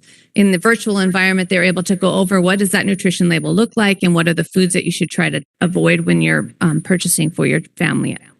And then the last series that we provided and was 5 weeks. And I'm the most proud, I think, of this because our behavior paras, we have 3 behavior paras in our department, and they support our teachers to support children with social emotional regulation. If you've ever had your own 3-year-old or your own 4-year-old, they are not always the most regulated individuals. So we trained our paraeducators, which are classified employees, on the 4 functions of behavior. And then we empowered them to be leaders in the program, to go out and support teachers, to support children to use the strategies. So these paras came from the district and they were well trained in how to support children. When they came over to ECE, that's what they were doing, supporting children. So we empowered them to use the teacher as your client and not the child. So when a child's having a dysregulated moment, their propensity was to say something to the child, whatever strategy that they used. And we would say to them, step back and say to the teacher, what are you going to do about the situation? What strategy are you going to pull? What are you going to use? I think for them, I am the most proud of this series for them because they got to be seen in a very different light and were able to present this information to parents in a virtual format. And we had, I would say, on average, about 10 parents every week. We did incentivize the program. So if they finished the whole series, they got a prize, and the prize was delivered to the classroom. So when mom was picking up little Jimmy, the prize went to little Jimmy, and Susie's parent said, where's my prize? And then we would say, well, this parent finished 5 weeks of parenting training with us, and then it would help us get more parents. So I collected some information from parents. We had some parents give us some amazing responses. So the very first comment is the behavior workshop really opened my eyes and helped me understand better ways to work through tantrums. That was provided by a parent. Another one was the workshop helped me by becoming more understanding, helping my daughter to regulate her emotions. It also taught me new ways of doing things at home. And then the last one is really long, but so impactful. This parent said, I am so pleased to share the amount of success my child has had during her time attending the program. She has developed much better habits. The materials given to me have helped keep the same structure as the one in school. She has shown tremendous leaps in the way she communicates and interacts with others. I am beyond happy with the results. I have continuously shared with other parents. I highly recommend the program. However, the program would not be what it is if it was not for the lovely education team and staff members. They have all individually showed me a level of care and genuine interest in each child. I would like to thank you all for the amazing work that you all do. That is all based on the support service providers and the behavior paras providing this training for our parents every week throughout the entire school year. So I just want to say publicly to them, I thank you all so much because they ran with a program that I could not do on my own. So I can't thank them enough for that. The next area that we look at when we do our self-audit is our family files. And this year, what I would like to highlight for you is that we have signed on with a company called Hub. And Hub has created a parent portal, which in this slide, you can see 3 different pictures. At the very bottom, you will see a record, which when we log in, we see the number of students that are in process. To the right of that, it will say whether or not the child needs documents submitted. And then to the right of that, it has a little area where we click. When you click on that area, it opens up the required pre-screening documents. So every family that enrolls in the program through this portal gets this pre-screening list. As we approve the documents on our end, the family can see that on their end that they have uploaded it and it has been approved on our end. This helps not only my staff keep track of where we are in this enrollment process. And you can see there is lots of documents that are needed for state preschool, but it helps parents. So they say, where am I in the process? They can look and say, oh, I haven't uploaded my sibling birth certificates yet. So they will upload that and then they can see when we have approved it on our end. It has changed the way we have done enrollment. We are very excited. We started the enrollment with this new portal. July 1st. Will be the first kids that we put in. They started in April enrolling, and we can see every single day how many are in process, how many are fully prepared and have all their documents in, how many are pending, and what documents are missing. It gives the nurse an opportunity to look through and see the health document, and then to send directly by clicking a link any information that she needs to collect on an asthma or any health related. So I want to say thank you on this slide to the people who made this happen, because this has changed the way we do business and we are very excited about it. The next one is program quality. And what I'd like to highlight here is that we have spent a lot of time working with facilities to improve the outdoor classrooms that we have in the preschool play yards. We have created a place where we have provided open-ended activities, which at this age group, this is how children learn. They learn by playing with things over and over and over again, learning something new every time. So we changed out the old play structures with a cabin that they can climb up and play house. There's a bridge. It's a suspension bridge that they can crawl across. They get to play with all of these materials each day. So I want to say thank you to the facilities for making that happen. And then the administrative area, what we look at, it incorporates a lot of different things. But what I highlighted on here is a couple of things that we have been able to pick up through targeted training that has been provided to us by Every Child California. This is an entity that supports early childhood educators across the state of California and provides very targeted training and expertise in the area of early childhood that we can't get as early childhood administrators anywhere else. So it is awesome that they gather all those resources for us and they provide these trainings. This allowed us this year to send the staff virtually to a training on fiscal attendance and reporting, which helps them understand all of those Title V rules that we say, when I say to them, nope, you got to do it this way. Nope, you got to do it this way. And they will say, why? This helps them understand why Title V has it set up the way that it is and gives them an opportunity to feel empowered to do their jobs because they are fully trained to do that. So because Every Child California pivoted to a virtual training format, I'm able to send the whole office staff to that, and we do that in rotation. They also offer really targeted training for Linda and I, and Tara is here tonight. She has been to some of these trainings as well. And it's really targeted towards administrators in early childhood, technical assistance that we might need, and any vendors that are out there that target specifically towards early childhood are all available to us in these training capacities. So under this administrative category, we have really shored up and enhanced the knowledge and expertise of the people in the department. The one last thing that is here is the Drdp parent survey, which is a requirement that we send that out every year. We sent it out in the fall this year, thought we would do it a little bit differently. Our class sizes were at half capacity. We did not get very many responses in the fall, so we probably will send it in the spring again next year. But of the responses we got, people are happy and love our program and feel that the program has prepared their child for their year in TK or K. And then the last one is fiscal auditing. This is just a little bit of information about our monthly attendance is reported each month to CPARIS, which is the new CDE program.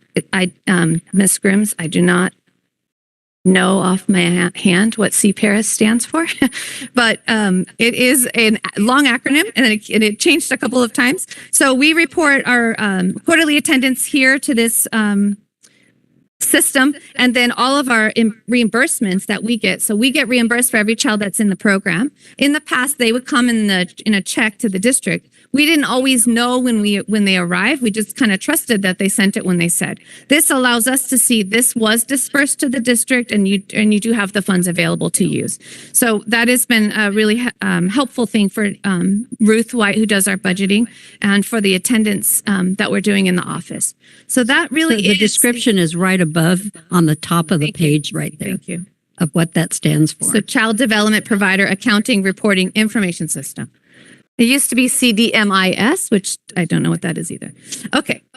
So that is the end of just this presentation. And I'm going to start the UTK one as soon as Chris hooks me up. But you have any questions about our process for state preschool? Great presentation. Looks like you're making advances in all different areas. So great work. Any questions or comments? What I like is engaging the parents using technology at a very early stage, and that becomes more and more useful throughout their child's education and engages them more as well. Yeah. So I really like it. Support those, and they're available on our website, so parents can go back and watch them if they miss them. Sometimes they'll say, "I missed my 4th session, but I want my prize." So they go back and watch it, and then we give them a little assignment that says, answer these questions. Yeah. Okay, so while Chris is setting that up, I want to say that the UTK implementation is a huge project. And I would be remiss if I didn't thank the people on the steering committee. So I'm going to do that while we're setting this up. So from the CSEA, we had Tamara Masalé-Carney. From HR, Mike Davis and Charles Coleman. From SPED, Christine Goulet. From ECE, Linda Brown, Portia Corbin, Esmeralda Reynoso, and Christine Villa. Those are teachers. And then our support service provider, Sharon Sanfrey and Angie Overlet. From TAU, we had Gada Morena and Gina Whipple. From TK, Kim Saka. From an AP, Christy DePasquale. Principal David Denning, ELO Jane Dana, EdTech Sam Hume, and CIA Krista Thompson. So I want to say thank you publicly to all of them for the work that they did, because without them, we would not have an implementation plan. And I appreciate all of their input and the long Saturdays that we spent together learning about UTK. So we're going to start with just a little bit of a comparison. State preschool in the state of California. And I have shown you this slide once before, but this gives us background for why the state decided to change up the UTK system. So the 4-year-olds in the state of California have been educated in 2 very different ways for the last 7 years. In the state preschool program, we take income eligible children. They're in a play-based learning environment with a ratio of 1 to 8. The staff is all permitted by the state through the CTC. So they either have a lead teacher or associate teacher. They have specialization in early childhood education, and they use developmentally appropriate practice based on the preschool learning foundations. In TK, we have 4-year-olds in the window of 9-2 to 12-2. They follow the kindergarten standards, and they do their very best to support with the preschool learning foundations. They are supported by a California credentialed multiple subject teacher. There's some combo classes with K and TK, and the ratio is 1 to 25 plus, depending on the number of children in the school in that age range. The state kind of looked at that and said, hey, we're doing some kind of situation differently for kids, and that's not working as well as it could be, so let's take another look at that. One of the things that they looked at was the California State Preschool Report Card. And this, I'm not going to go over these slides, but you do have them in front of you. It really is just looking at the number of children in that 4-year-old range, whether they're in TK or PK, and 3-year-olds. The number of kids in Head Start and the number of kids in special ed programs. And it's comparing the number of dollars that we spend on children in the school district K to 8 versus the number of dollars that the state spends for children in that state preschool program. The school district has additional funding that comes from other sources. So when we're looking at the number of children over the population of the state, it's up around 250,000 children that are in that 4-year-old range in the preschool program. They have a report card for the state preschool program and then a report card for California Transitional Kindergarten, which is the program that we know today as TK. In that report card, they looked at lots of different elements, but the gist of the program is that the report card for state preschool is a 6 out of 10, and the report card for the California Transitional Kindergarten is only a 3 out of 10. The additional pieces is the lower ratio for state preschool. We got, in preschool, we got extra points for that. And then for the screening and referral process, so we use this ASQ, which is a parent's screening that they use when the child enters into the program that helps the staff support the child in any way that the parent has identified. And then the last one is that we are part of a continuous quality improvement system in state preschool. Those are not things that are currently happening in TK. So when the state was making some decisions, they looked at lots of different experts in early learning, and they went to NAEYC, which is the National Association for Education of Young Children, and they said that children in the 4-year-old age range should learn by interacting with caring adults, connecting new ideas and skills to what they already know and can do, recognizing that those children are coming from home with skills by their primary caregiver, who is their first teacher, and by exploring and making sense of the world. So here we are today with this umbrella that we call universal preschool. Under this umbrella, the state is placing all children that are getting preschool services. So 3-year-olds that are getting state preschool, private-based, religious, or Head Start, or early Head Start, and 4-year-olds that are getting private-based preschool, religious-based preschool, home daycare, state preschool, Head Start, and then 4-year-olds at the LEA. And those are the TK kids. So going forward, they're saying we need to do something different. We need to educate the 4-year-olds at the LEA the way that they're being educated in the state preschool, because we're offering a play-based, developmentally appropriate program. Before all of that information came out, the lovely UTK steering committee and I got together starting in September 21st. And we started looking at different things that we kind of knew were going to come about when we implemented this program. So in September, we looked at the requirements of a high quality preschool and the workforce and how do we support the workforce. In October, we looked at the essential questions around credentialing. We looked at a UTK team idea that we had come up with and what we thought would be an early learning specialist. In November, we defined a high quality preschool program and what that should look like. We looked at the pre-K report card, the one that I just showed you. We looked at the standards, the quality standards checklist, the environment, the ratio, and the preschool learning foundations alignment to Common Core for kindergarten.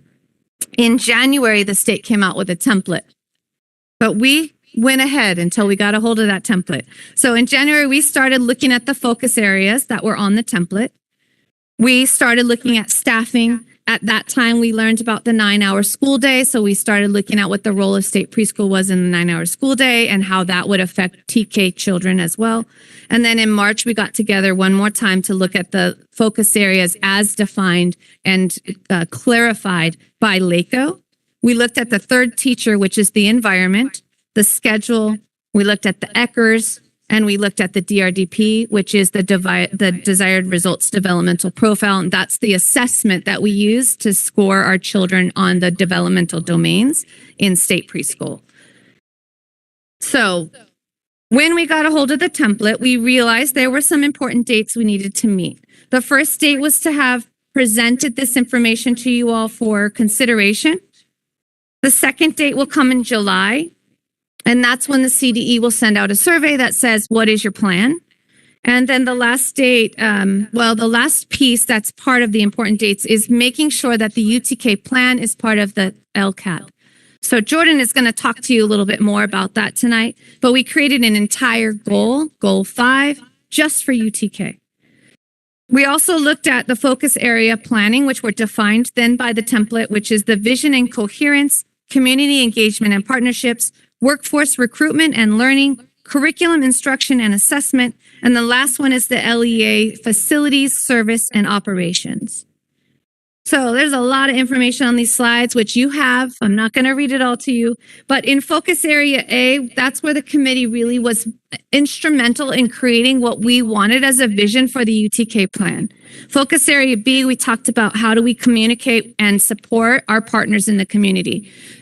There's a visual out there that the district would become like a game of hungry hippos, stealing all the 4-year-olds from everywhere, right? That if you go to an Every Child California meeting, the providers of preschool across the state, that's what they're like. The districts will hungry hippos. So I said, what do you mean by the hungry hippos?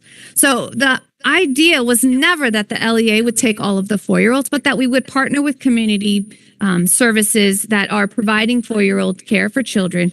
And we really need to figure that part out still. How do we support with the different entities that are already in our community? One way we're able to support from the LEA is we have a state preschool as part of our school district, which is an advantage for lots of different reasons. So we are able to support that 9-hour school day for the UTK and K students, which Jane is going to talk about ELO today as well. The focus area C, really looking at recruitment. Where do we get all these teachers from? So we have this amazing pool of experts in preschool sitting in our state preschool program. So the committee really looked at how can we elevate those people and grow our own, creating a pathway. We did some work with Antelope Valley College to create a consolidated year for our credentialed teachers. And we're working with some other partners. They're in the works, so I cannot say yet, to create a similar residency, but in the early childhood area. Because teachers that are going to be teaching in the early childhood class, or in the TK classroom, they're going to need a credential that is called the early childhood credential, and that requires 24 units of ECE. or child family studies. And then another area we looked at was curriculum and instruction. So how do we integrate this plan, this play-based program with the district, including the outdoor classroom, making sure that we're lining up with the district's initiatives, and then accommodating students with disabilities. How do we support more children with disabilities in this classroom? The last area I've been working with Dr. Fries on, which is the facilities plan. And this is going to need a major overhaul of the master plan to support the ongoing and increasing UTK enrollment as we roll out this UTK plan in the coming years. The UTK team that we worked on was some really big chunks here. We created a new job description called the Early Learning Specialist. Those interviews we had last week, we have an amazing group of people that are ready to take on these positions. And they will be working alongside in a mentorship, co-teaching responsibility with the credentialed teacher in that UTK classroom. And we are very excited about the specialist being in there with them. And I have to say, when I worked with the UTK teachers over the last few months, I'm very excited and humbled by their enjoyment and their excitement and their just revelation about how exciting this opportunity is going to be for the children, for themselves, and to be able to work with this specialist that has this very tailored training. We came up with a new UTK job description, which was board approved, I think, last month, and teachers will be hired under that new job description. And then we went over the ECRs and what that would look like, the DRDP. We looked at a play-based environment and what that would look like, and really what would developmentally appropriate approach look like in this UTK world. I worked with Krista Thompson to figure out what the major shifts were from TK currently to TK coming in the fall. And we really are looking at a change in class size. The age of students will change from September to December, which is current, to September to February. So we're taking 2 more months of kids. Eventually, by 2025, we'll have all 4-year-olds in the LEA classroom. But there is a law currently that TK parents can go to state preschool if they qualify and they prefer state preschool. So we have that option for them as well, regardless of their age window. Progress reports will look different. We will not have progress reports that are based on Common Core standards. I know TK's progress report card right now is based on social emotional learning for that first quarter. The report card will be a progress report, not a report card based on the DRDP assessment. So children get the DRDP twice a year, and that will be what's reported to the parents in a conference with parents. And that is aligned with the preschool learning foundations. The standards will shift away from Common Core kindergarten to the preschool learning foundations, and the curriculum will shift as well to play-based. The assessment will be that DRDP. And then there's a shift in the MTSS paras. I believe they are instrumental in supporting the credentialed teacher to be ready for this other person to come. Those MTSS paras will shift out of that classroom, and the early learning specialists will come into the classroom. The MTSS paras will be reused elsewhere, grade 2, K through 2. So they are still, their expertise and their training and all of the things they've offered to our TK teachers will be used in another grade level. And then the PLC collaboration we are working on as we move forward in our planning for this next year. So I just want to take a quick minute. There is a video here. I'm going to skip the video for the sake of time, but you have the video. It is about the learning environment. It does talk really very clearly through what the learning environment should look like and really sets the stage for why this work is so different and is probably the thing that the teachers are so excited about. So we are purchasing new equipment for them, and we're going to move them to an environment that looks like this. So they will have learning centers, interest areas.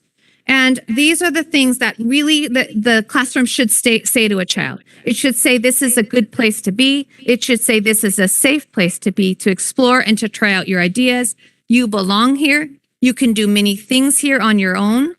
This is a place you can trust. And there are places where you can be by yourself when you want to. Recognizing that in the very first months of school, social emotional learning is paramount to what we do with children in this age group. So these are just some pictures. Learning is through play. So I get a lot of questions about when do the children learn if all they do is play. So you can consult any psychology book on child development. Piaget will tell you they learn through play. Vygotsky will tell you they learn through play. So when they are learning through play, we still need to keep in mind we're preparing them for the next grade level. So we use the Drdp to do that. And I'll just quickly explain there's 8 domains in the Drdp, and they cover everything from regulation through English language development, cognition, science, math. What we look for is trying to get the children in that building middle or later band in each of those domains. So there's tons of measures that we take anecdotal notes on. The staff uses an iPad to collect that information, either video or a picture, or just typing in notes. Those things are collected every day on every child as children are playing, and they are, I can't think of the word, compilated into a file for each child. At the end of that rating period, the teacher then can go in and say, these are the notes I have on Jimmy in the area of self-control and feelings. How is Jimmy doing? And they can decide based on the exemplars that they're provided and the information that they're given, for examples, where Jimmy rates in that domain. They compile all of that information into a rating record. The rating record is then sent up to the state, and then we get results. And so this is just in our language and literacy. Our children in the fall were rating 27% of them were in the building middle or later. And in the spring, we had them up to 73%. So 73% of them are building middle and later in language and literacy. There are 3-year-olds in this as well, but our growth is on average 50% or higher in every DRDP that we've ever done, because we use a developmentally appropriate curriculum and we observe children while they're playing. Okay, so here's the schedule for the UTK classroom. We're calling it All Day Focus on Play. This is a schedule we worked out with the UTK steering committee, and I've gone over this with the UTK teachers for next year. It really just incorporates the differences between an adult-centered environment and a child-centered environment, including outdoors discovery time. It puts in there the transitions to circle transitions. Transitions in this age group are essential to the success of your day, and it helps the teacher come back the next day, because transitions are what you say, in 5 minutes, we're going to start cleaning up. When I ring the bell, we're going to start cleaning up, instead of clean up, kids, because that doesn't give them time to get their heads around, I've got to pick these things up and move to something else. So we support them through that. We use timers. I think I have a picture of a timer in here. So how do we align this with the K2 focus in the district? They have a framework, and the framework really talks about teaching children language comprehension and word recognition. In the preschool learning framework, or foundations, that's what we're doing. So I just highlighted a couple of areas here. Vocabulary feeds into language comprehension and into building background knowledge for children. So there are samples that children in the preschool learning foundations, there's samples of what children should be doing that helps the teacher decide, is the child building middle or later or early integrating? In the area of reading, we work with concepts of print at the beginning, and that feeds into language comprehension, and then phonological awareness feeds into word recognition. I really do think it's important for us in this moment to seize how we can align with what the district initiative is, so that when they get to kindergarten, they are ready to go right into what they're starting off with in kindergarten, rather than stepping back and having to learn some of these foundational skills. Then alphabetics and word recognition feeds into word recognition as well. On the left-hand side, you can see that's the braided framework that the district's using for the K2 literacy focus. Correct, Bart? Yes, okay. All right, so how do we support this if we don't have admin that know how to support this? So we have come up with an admin UTK team bootcamp, and principals are pretty excited about this, because they often will say to me, I don't know how to support because I don't know about early learning. One of the challenges in this whole world of transitional kindergarten from the onset was administrators don't have the foundational knowledge that they need to support this work. So we are making a commitment to work with administrators alongside our UTK teams to make sure that they have the foundational knowledge that they need. We've set up a 5-day boot camp for them, 4 hours a day. They'll get foundational chunks of learning, the team and their administrator. And then they'll go into the classroom where Jane is so kindly said we could come and observe, and they'll apply what they just learned, and then they will come back to the training room and we will debrief what worked well, what do you think you're going to need, what will be successful, what are your new learnings. We have already secured an ECRS trainer. We're super excited about that. And we have secured conscious discipline, which is our social emotional curriculum that really teaches about brain state, not just for the child, but for the adult. So when I enter into a situation where a child is dysregulated, I need to check myself and make sure that's not a trigger for me. So am I not okay with a kid that's screaming? And I need to be calm in my own state before I try to engage with this child. So we have the entire conscious discipline is going to provide a full day training for us in September, which isn't even on here. We're going to go over developmentally appropriate curriculum and practice, ECRS, the class assessment, inquiry, activity, and design, and social emotional learning. We are really going to hit that hard. I provided some resources for you here. There are links on the left-hand side, and then this is the resources at a glance that are available for UTK teachers and administrators. The links on here, they're pictures, so they will not work. So if you want a copy of this, please let me know. And then I want to say really quickly before I move on, we have two things on the agenda tonight for consideration. They are software programs, one of which is Learning Genie. Learning Genie is instrumental in how we do those anecdotal notes. So it's also our parent messaging app that allows little Johnny to see how the mom can, or the caregiver, whoever is loving on little Johnny, can see pictures of what little Johnny's doing throughout the day, which helps parents. They have told us that has helped them in so many ways, because when you ask little Johnny what you do at school today, he will say nothing, right? So when mom sees a picture of little Johnny in the sandbox with little Jimmy, hey, you played with your friend. Who's your friend? What's his name? What were you guys playing? Gives parents something to talk to their kids about. And parents have told us that is really amazing for them to be able to see when they're at work, they're worried about what their kid's doing. We're able to send that. So Learning Genie is a company that was started by two preschool parents who were worried about what their child was doing during the day. And we were one of their first clients, and they have grown huge. So Learning Genie is on there today, and we have been using that in state preschool now for 4 years. The other one that's on there is Joy School English. Joy School English is an app-based program that children interact with individually. It can be used in a group setting with teachers. It really is a program to help children get confidence in speaking English. So whether they're an English learner or an English native, they are getting confidence in the way that they use the word pizza, so that when the teacher has a conversation with them at the rug, in group time, or when they're playing one-on-one with a friend, they feel confident in their ability to use English language to have a conversation with their friend. So Joy School English we've been using it in preschool just this past year, and they are on the agenda as well. So we're bringing that to you. We are bringing those two programs over to UTK. We are confident. We are excited about the use of those programs in that setting as well. So thank you. I think that is it. That is it. Thank you. Any questions?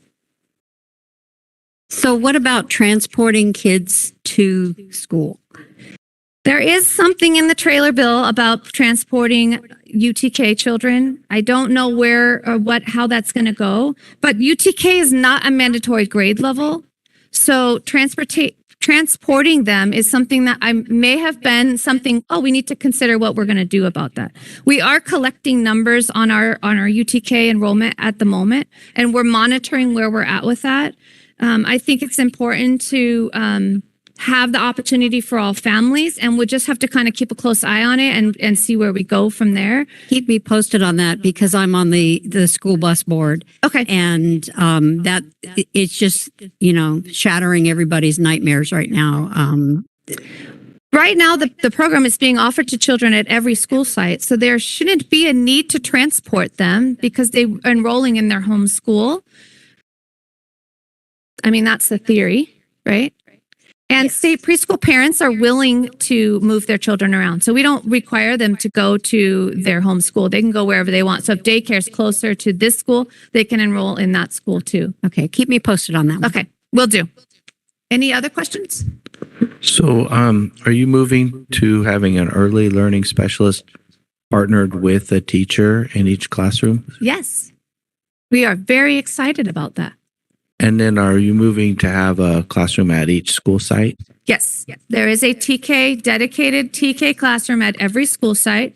We have, for as much as we possibly can with facilities constraints, move them as close as possible to that preschool yard. So they will use that outdoor play space until we can figure out how to do that in the long term as enrollment increases over the years. There are a couple sites where they're going to have to walk a little farther, but we have these little ropes that the kids hold onto the rope.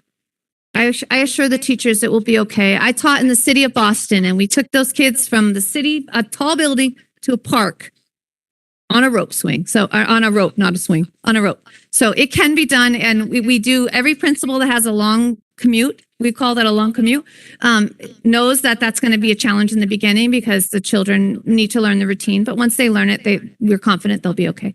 And we have talked to all the UTK teachers about the importance of being in that preschool play space because it is set up developmentally appropriate for them. So. Yeah, it looks like a great program. I remember my preschool had a little cabin, with the playhouse and stuff. And then we had the trikes with the little gas station. So we could fill up our trikes and drive around. So yeah, it's great, I think, for kids, just to develop their social skills and get them ready for school. Yeah, that is what it is all about. The first 6 months, we're just doing social skills and embedding learning as we go. And then all of a sudden they'll say, that's the letter A, because we said everything. Angela, what's your first letter in your name? And then they say A. So everything we do is through play. So we're excited. And we do have cabins. Almost every preschool site outside has been redone. And we do have trikes. So if you guys want to go down and see preschool or UTK when it opens in the fall, let me know. Well, great work. You guys have come a long way. Keep up the great job. Thank you. Spent a lot of work with the committee, but I can't thank them enough for their work. And I just want to take the opportunity to thank you, Kelly, because your leadership has made all the difference in the world, and your willingness and excitement and true joy and passion to take on the TK piece, to be able to share your knowledge and expertise from preschool is greatly appreciated. So thank you. As you're thanking everyone else, it has been a huge undertaking. So thank you for your efforts. Thank you. And please share your PowerPoints. I don't think we have the PowerPoints. So if you can share those with us, we'll make sure that the board members receive both of these. Okay. Oh, I had one more quick question. Sure. The app that our district is using, I think it's Footsteps to Brilliance. Do you guys use that very much? Or? They use it mostly at home.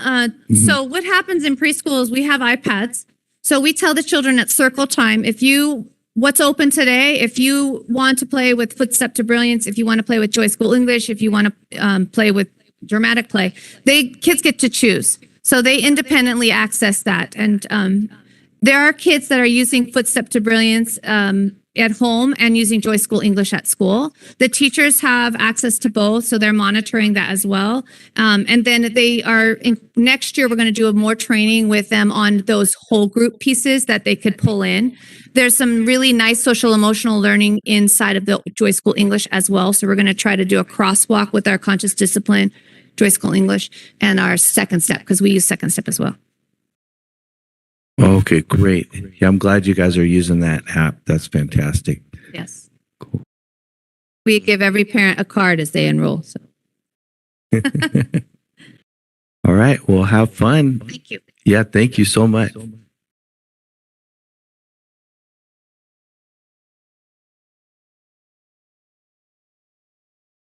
Okay, next we have our Expanded Opportunities Learning Program Plan with Jane Diana, Director of Expanded Learning Opportunities.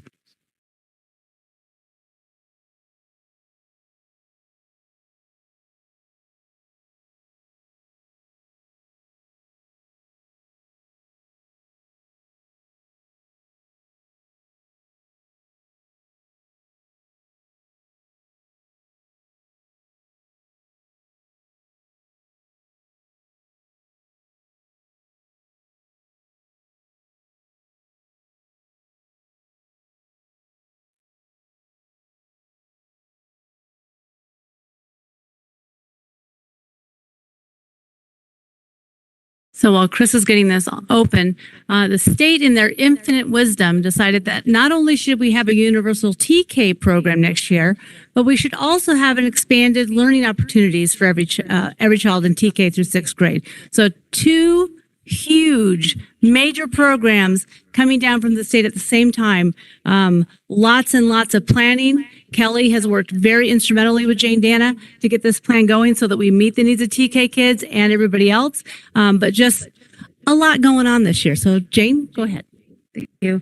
I do want to say that Kelly did a great job opening it up for expanded learning, because part of the expanded learning program plan, which we're going to talk about, involves TK, and it's definitely a new world for me. So expanded learning opportunities, we have to, and I've presented our summer portion, which is the 30 non-school days, part of the 30 non-school days. But part of ELOP is we have to offer a 9-hour school day during the regular school day. So we have regular school day, instructional time, plus additional time that has to equal 9 hours. We also have a minimum of 30 days that we have to offer either in summer, Saturday, or some type of intersession. So we are doing that in summer, which I'm very happy about. But I want to give you some details about the ELOP requirements. We have to, because we have ACES funding and 21st century funding, we have to create the most stringent, comprehensive plan as a result of that. And the components that are part of it is that we have to, like Rebecca said, offer it to TK6 for all of our students. We have to be flexible, unlike ACES. So if you're in ACES, there are certain requirements that are a little different. But if a family wants to participate only for a certain number of days, they can. There's flexibility in this. And again, we have to operate for a minimum of 9 hours. But if we have an ACES site, which you can have ACES and ELOP at the same site, you have to operate until 6 p.m. because you have to follow the requirements of ACES. So there are some logistics, and there's a chart that we will be showing you to show you how that breakdown looks. So the vision and mission of ELOP. Well, we know what we want our students to do and achieve in this program. And we are doing the work right now in our summer programming and our Saturday programming. So we have outlined a vision of where we want to go, a mission of what we are doing. And it really is to create an exciting environment that does not repeat the school day. It's not extending, it's expanding. It looks different, it sounds different, it feels different, because we want our students to be excited. So it's not more of the same, or I'm going to catch this child up. We teach learning differently. Students build the vocabulary, they build their confidence. We work on the social emotional learning, and it's all guided by the quality standards for expanded learning in California. So all of the work that we have done in the past in our summer programming, our Saturday programming, and our ACES programming is all based on these standards. So we have the first 6 standards that are the point of service standards. And then we have the last 6 that are the programmatic. So you have the plan in your white binder, and all of these standards are broken down very, very specifically for you. So you can see all of the program standards, plus all of them broken down on how they're going to be used in ACES, how they're going to be used in UTK, and how they're going to be used in ELOP. You have a very comprehensive plan in front of you, but like Jane and I were talking today, this is a living plan. It's a living document. So even though it's on paper for you right now, as we move forward and add things or say, oh, that we could have done this a little bit different, the plan will change. But as of right now, this is the plan, and you've got the comprehensive plan in front of you. So I'd just like to add, thank you, Rebecca. I'd like to add that we have had an ACES plan The difference is we did not have to bring it to the board, but we had a guiding plan that we were using. And now, as a result of ELOP, we have a plan that we've incorporated. And I will show you, actually, this is Rebecca's piece. Rebecca really did a lot of work on the stakeholder feedback. So I'm going to have you. So just like Kelly had a steering committee, there were a lot of people that we needed input from as we move this plan forward. So we went out to our families, we did a family survey with them, we talked to our stakeholder groups, we did presentations in front of cabinet, got feedback, we did staff presentations, recently just sent a presentation out to the families that was recorded and then got their feedback through surveys, but a lot of feedback from everybody in the district because we want to make a great plan for our kids that's going to be supported by our families and our teachers. And also, we sought the input from our providers, potential providers, because we use this plan to monitor the work that we're doing. So it's really important that we are clear in our plan so we can look at it and say, have we done what we said we were going to do? So with this slide, the single plan example, it's important for you to look at the example as a program. What are we going to do to support the work? And then the staff, what are they going to do to have the child get the experience? So the examples that we have here are for safe and supportive. And Kelly was really, we worked a lot of hours and very hard to really look at this and say, what does it look like for UTK? And Kelly put all of the focus areas and went through and actually defined what that work looks like. And I learned, so I'm very grateful because for me, it was a growing experience, but also we have a clear understanding of what that piece looks like for UTKK. Do you have anything you want to add? No? So here's the breakdown of our ACES sites. So when we look at ACES and ELOP, at these 13 sites, we are going to have to operate until 6 p.m. Now with ELOP, you have before school and after school, but because of our operating times, we don't have before school, we only have after school. And then these are the ELOP sites that do not have ACES. So they do not need to operate until 6 p.m. So you can see that our after school hours end a little earlier. And again, if you look at the chart, you will see that we only offer it to 6th grade because it's TK6. So the site can do something if they want, but the funds for this are for 6th grade up until 6th. So how do we do this? This is a lot of work. When you're looking at 21 sites, how do you do this? Well, you have to phase it because otherwise it is impossible.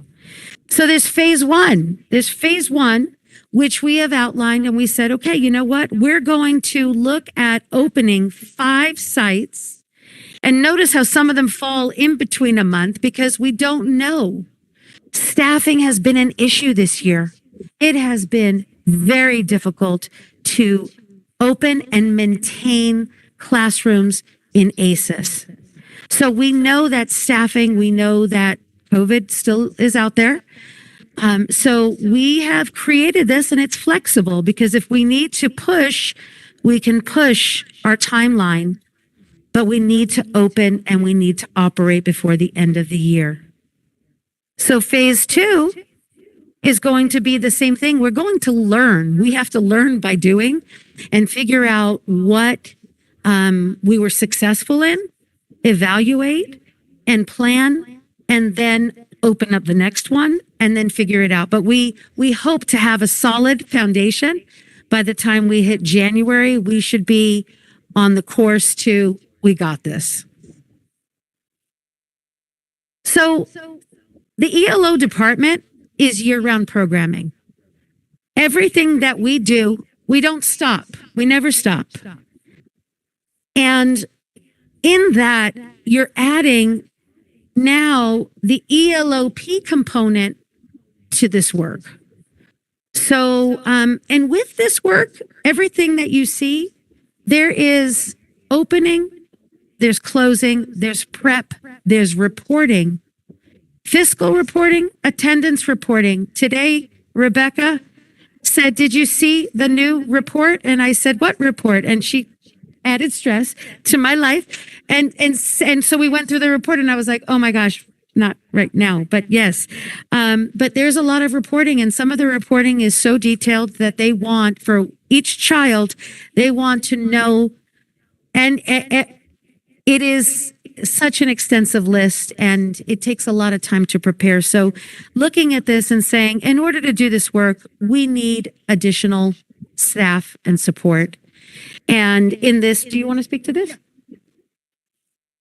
So as we think about ELOP, it is offered to every child in TK through 6th grade. That's a lot of kids that we're adding to a program. So we would need to add some more staff to cover this. Part of what we're looking at is having people that work at a bumped schedule. So right now, almost everybody starts at 7:30 and goes to 4, or they, a shorter period for teachers. This staff would be bumped. So they might start at 12 o'clock and work to 6. So we can get a second staff that comes in and takes care of this. Now we're talking about staffing issues. This is why we're doing the slow roll, because we know that we couldn't open 21 sites in September because we wouldn't be able to hire and train and get everybody in place. We do have a TOSA that would be part of this at each site. So they would be providing intervention during the school day at kind of a bump schedule, and then would also work that afternoon program. So we'd have to find people that are interested in that position, that would want to start maybe at 9 o'clock and work to 6 o'clock, depending on what the schedule is for that TOSA. But we do need a lot of staff. We're going to be adding a couple of administrative staffs to help oversee and organize and do schedules and all the other things that need to be done. But yeah, this is a heavy lift for everybody, and we need the staff to do it. What is TOSA? Oh, Teacher on Special Assignment. there you go. Sorry. So I just wanted to say that one of the biggest things that has come out of this, because of the comprehensive plan, that when you look at it, the benefits of, because it's for all students and we still have ACES, we're operating 21st century. So when you look at it, the additional staff that we would be adding to support the ELO program, the ELOP program, is going to support the ACES program as well. Because that's the beauty of it. Because right now we don't have what we need. We don't have the staffing. We can't really support it the way we need to support it. So this has been a gift to be able to now add those people there that can actually help at the site. The people that are there get what they need to register, to find out what the options are, and then also to really collaborate with the school sites. Because right now we're doing the best we can, but we're very small and limited. So ELOP has given us a lot of money to do a lot of things, but also it's really an opportunity to really create a well-rounded program that can support not only our students, but our families. And Jane? Yes. Just first of all, I want to say thank you. I have some more to say after you finish the presentation. But before you leave this particular slide, I just wanted to highlight, in addition to supporting ACES and ELO, this staff would be able to also support after-school activities that the school has planned. And we would be able to utilize the staff to give students the flexibility and opportunities to participate in more than one thing. So I think that that's worth mentioning as well, because schools already have some after-school programs, so this would not take the place of that. We would work together with them to continue to add more opportunities for students, correct? Absolutely, Dr. Bowers. I think that it goes into the parallel programming. That's where it would fall. So we would be able to not only have ELOP programming, but anything that the school is running, we could create the community events, the family participation. And those are all of the things that we have listed in our comprehensive plan. So thank you for bringing that up. And that is the end of the presentation. Questions?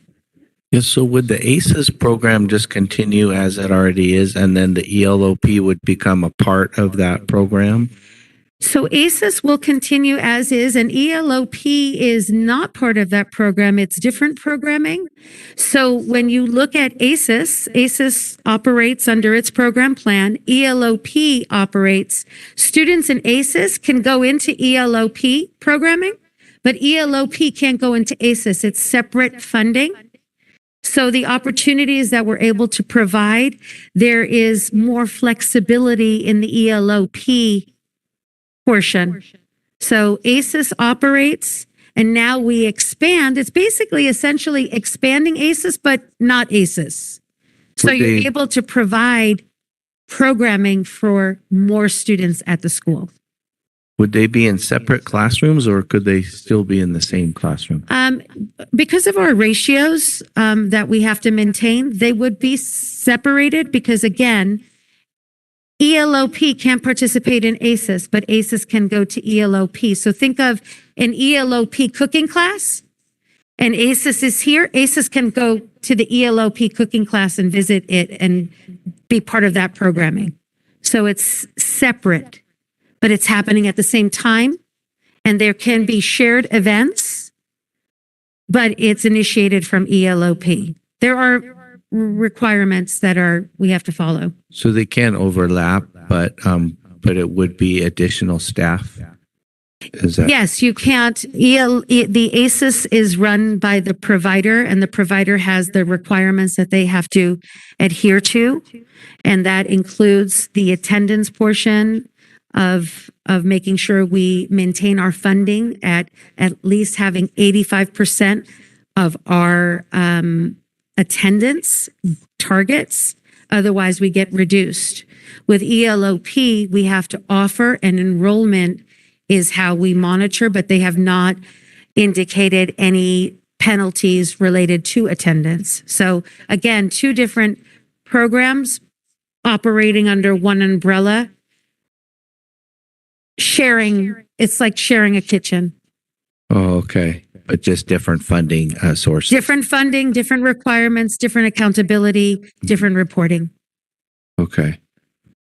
Great presentation. Yeah. Any other questions? Before Jane sits down and Rebecca sit down, I want to acknowledge Jane's work as well as Kelly's work on the last presentation. Huge undertaking, as the board can see. This is incredible, and she has been working on it for a long time. Lots of dedicated hours to doing this work. And I just want to give a shout out to both Jane and Kelly, because the work that they have done on these two initiatives has been recognized at both the county and the state levels as being exemplary and serving as a template throughout the state. So Lancaster is on the map for the work that these two ladies are doing in these areas, and really coming up with some very creative, well-organized, well-articulated plans, and that serve as a template. And we're getting that stamp of approval and saying, can we want to replicate this. And I'm trying to hold on to them because they want them to take them on the road and teach everybody else. But they need to teach from afar. That's right. They can come here. But lots of hours and lots of work. So kudos to Jane for this effort. And we still have a lot of work ahead of us on both of these initiatives, but we've got the right people in the right places. So thank you. Thank you. Yeah, great job. Outstanding.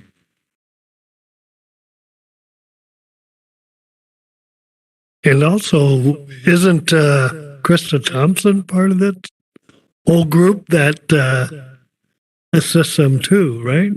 Oh, definitely, because all of this goes together. So I think that's the important piece to remember. And it's not just Krista, it's the entire Ed Services team.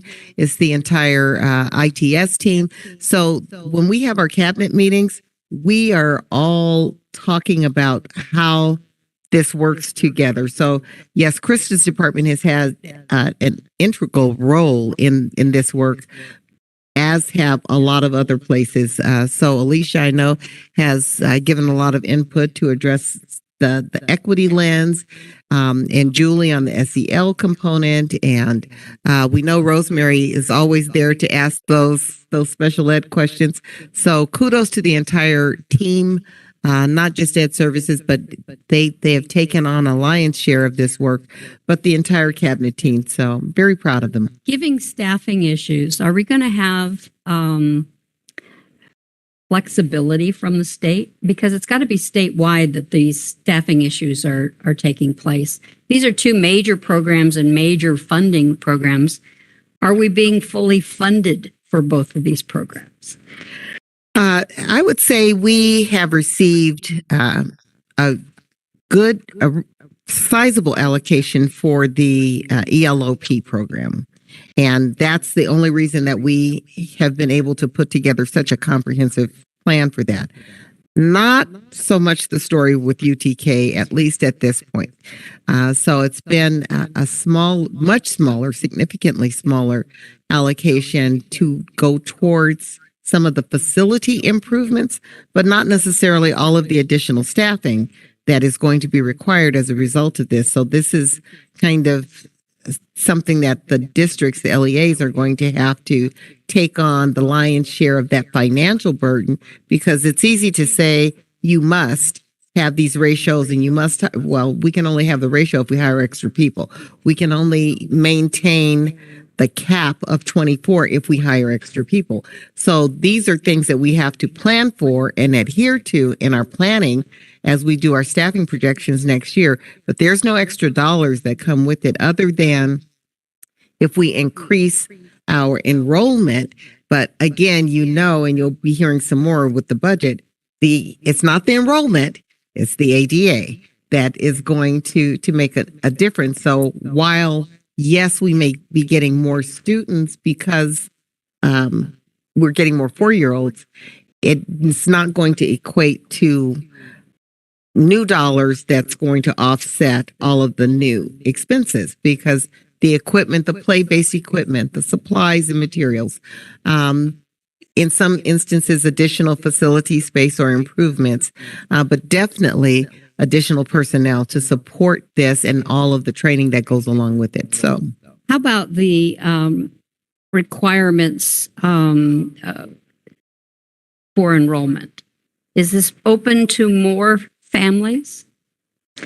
For enrollment in ELO or in Universal? Oh, it's open to everyone. It would be just like not like our current state run. Correct. So Universal TK is not a preschool program, but the way it operates as far as the curriculum and how it's not going to look like kinder, it's going to look more like preschool. But the funding and the rules, it definitely goes with our K-8 side of the house. Okay. So yes, it's not based on the same funding formula as state preschool. So we don't know who will show up this fall. No, but you know, I will say that I am encouraged because we started off our Smart Start campaign, which we did last year, it was very successful last year. It's showing us some good numbers this year. We have really been promoting early enrollment for our TK, our preschool, our kindergarten. We have billboards. We do it on Facebook. We have ads on Spectrum and High Desert. So we have really been very proactive in our enrollment efforts to try to get people enrolled early. So we are seeing a very healthy number of TK students being enrolled. So much so we're trying to look at, okay, where are we going to need to add some more staff? So we are continuing to monitor that. Kelly gets those numbers on a daily basis. And we are looking at where we have impact and maybe where we have some more space, so that we can reach out to maybe some of our families where we might be over enrolled to see if they might be interested in a different site where we're under enrolled, so we can get people to voluntarily maybe move around. So, and you never know. It may be closer to their job, childcare, any number of reasons that might make that attractive to them. So You're welcome. Now, do they have the options? I know they've had like the half day options where they have their child enrolled for just half day. Is that still going to be available, or do they have to have them enrolled the whole time? Our TK program is a full day program. Our state preschool program is a half day program. So we are looking at ways that we will be able to utilize our state preschool to maybe help support our expanded learning opportunities for some of our TK and maybe K students at the end of the day.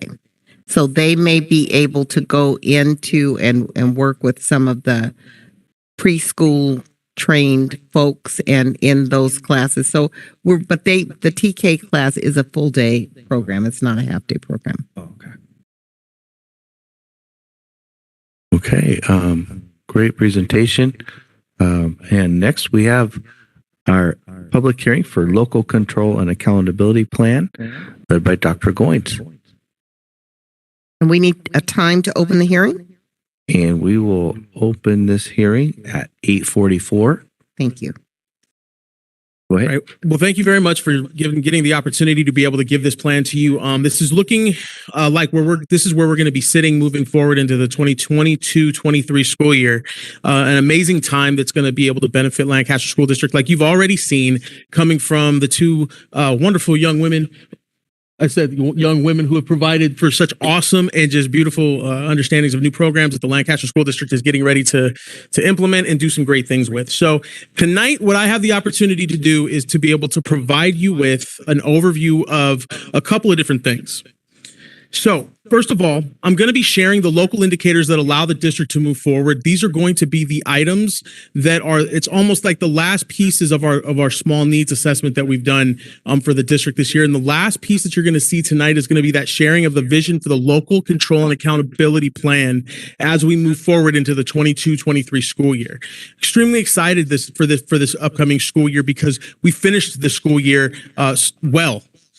Although hard, but we finished it well.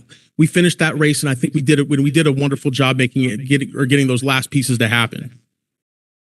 So to start us off, I'm going to go over the local indicators. This is that last little piece that we need to provide you with just to make sure that there's a general understanding of where we sit in terms of what the upcoming dashboard and making sure that we're reporting this to the public and making sure that people are aware of what's happening in these areas. This first piece, this slide right here talks to us about those 8 state priorities that all districts in the state of California must adhere to. So you'll see that there's actually 10 that sit on this list, but only 8 that are applicable to Lancaster School District and districts as a whole. Some of these indicators can be met and seen through those pieces such as that come up through the dashboard that we see on a yearly basis. They come up through the academic indicators, what we call the ELP or the English Language Proficiency Indicator, chronic absenteeism, talking about graduation rates, although we don't have graduates, we have promotees. We have suspension rate indicators and pieces such as that to be able to provide us with hard evidence as to hard quantifiable evidence of where we have finished certain things. The other priorities are other priorities that we have, such as our basic services, our implementation of academic standards, parental engagement, and other areas that sit around such as school climate and access to a broad course of study. They can't be measured so specifically and so easily with a number coming from any one place. So the state allows us the opportunity to be able to dictate how we're going to say that and give us the opportunity to be able to present that to the board. So, what this shows us is that those local indicators, and that's what you're going to see tonight, is those local indicators that indicate where we sit at this particular point moving into the 22-23 school year as things move forward. So as we present the LCAP tonight, like I said, very important for us to know exactly where we've been. Context is extremely important. So the local indicators are provided as a measure of implementation to support the work in the local control and accountability plan. And it's important to remember that they are to be reported, and as long as we have reported them to our community, we are considered that we have met that standard. Which gives us the ability to be very, very out there with exactly where we're sitting with these indicators. So that's what the information that you're going to see. So it's very important for us to remember that met or not met is based upon whether we report or not. So for this first one, what I want to bring together is like we talk about our Williams compliance in a continuous conversation, making sure that we have the right textbooks, our facilities are in good repair, and then on top of that, we have the right teachers teaching the right kids at the right time, being able to do that work and do great things with that. And so this is one of those pieces that in Lancaster School District, Priority 1 basic, our basic report shows us that we have done that throughout the school year and have been successful in a very and that's by no small feat this year. I think there's nobody in this district will say that any of this work was easy. I've seen plenty of people with a lot less hair today than they had 9 months ago, 10 months ago, or even 11 months ago when we first had the opportunity to start thinking about coming back. So with that said, this work has been extremely hard, yet we've done it, and we've done it with, I would say we've done it with class. Priority 3 starts to talk about our parent engagement. When we start talking parent engagement, this is where we start talking about how are we seeking input from our parents in decision making, and then on top of that, how are we promoting parental participation in programs and reports, and how are we reporting our results back out to our families? That's the main focus behind this. Are we looking for our parents and talking to our parents and trying to get information from our parents and our families and our community and getting the information from them? And then on top of that, after we're getting that information, are we telling them, this is what you told us, and now this is what we're going to do with it?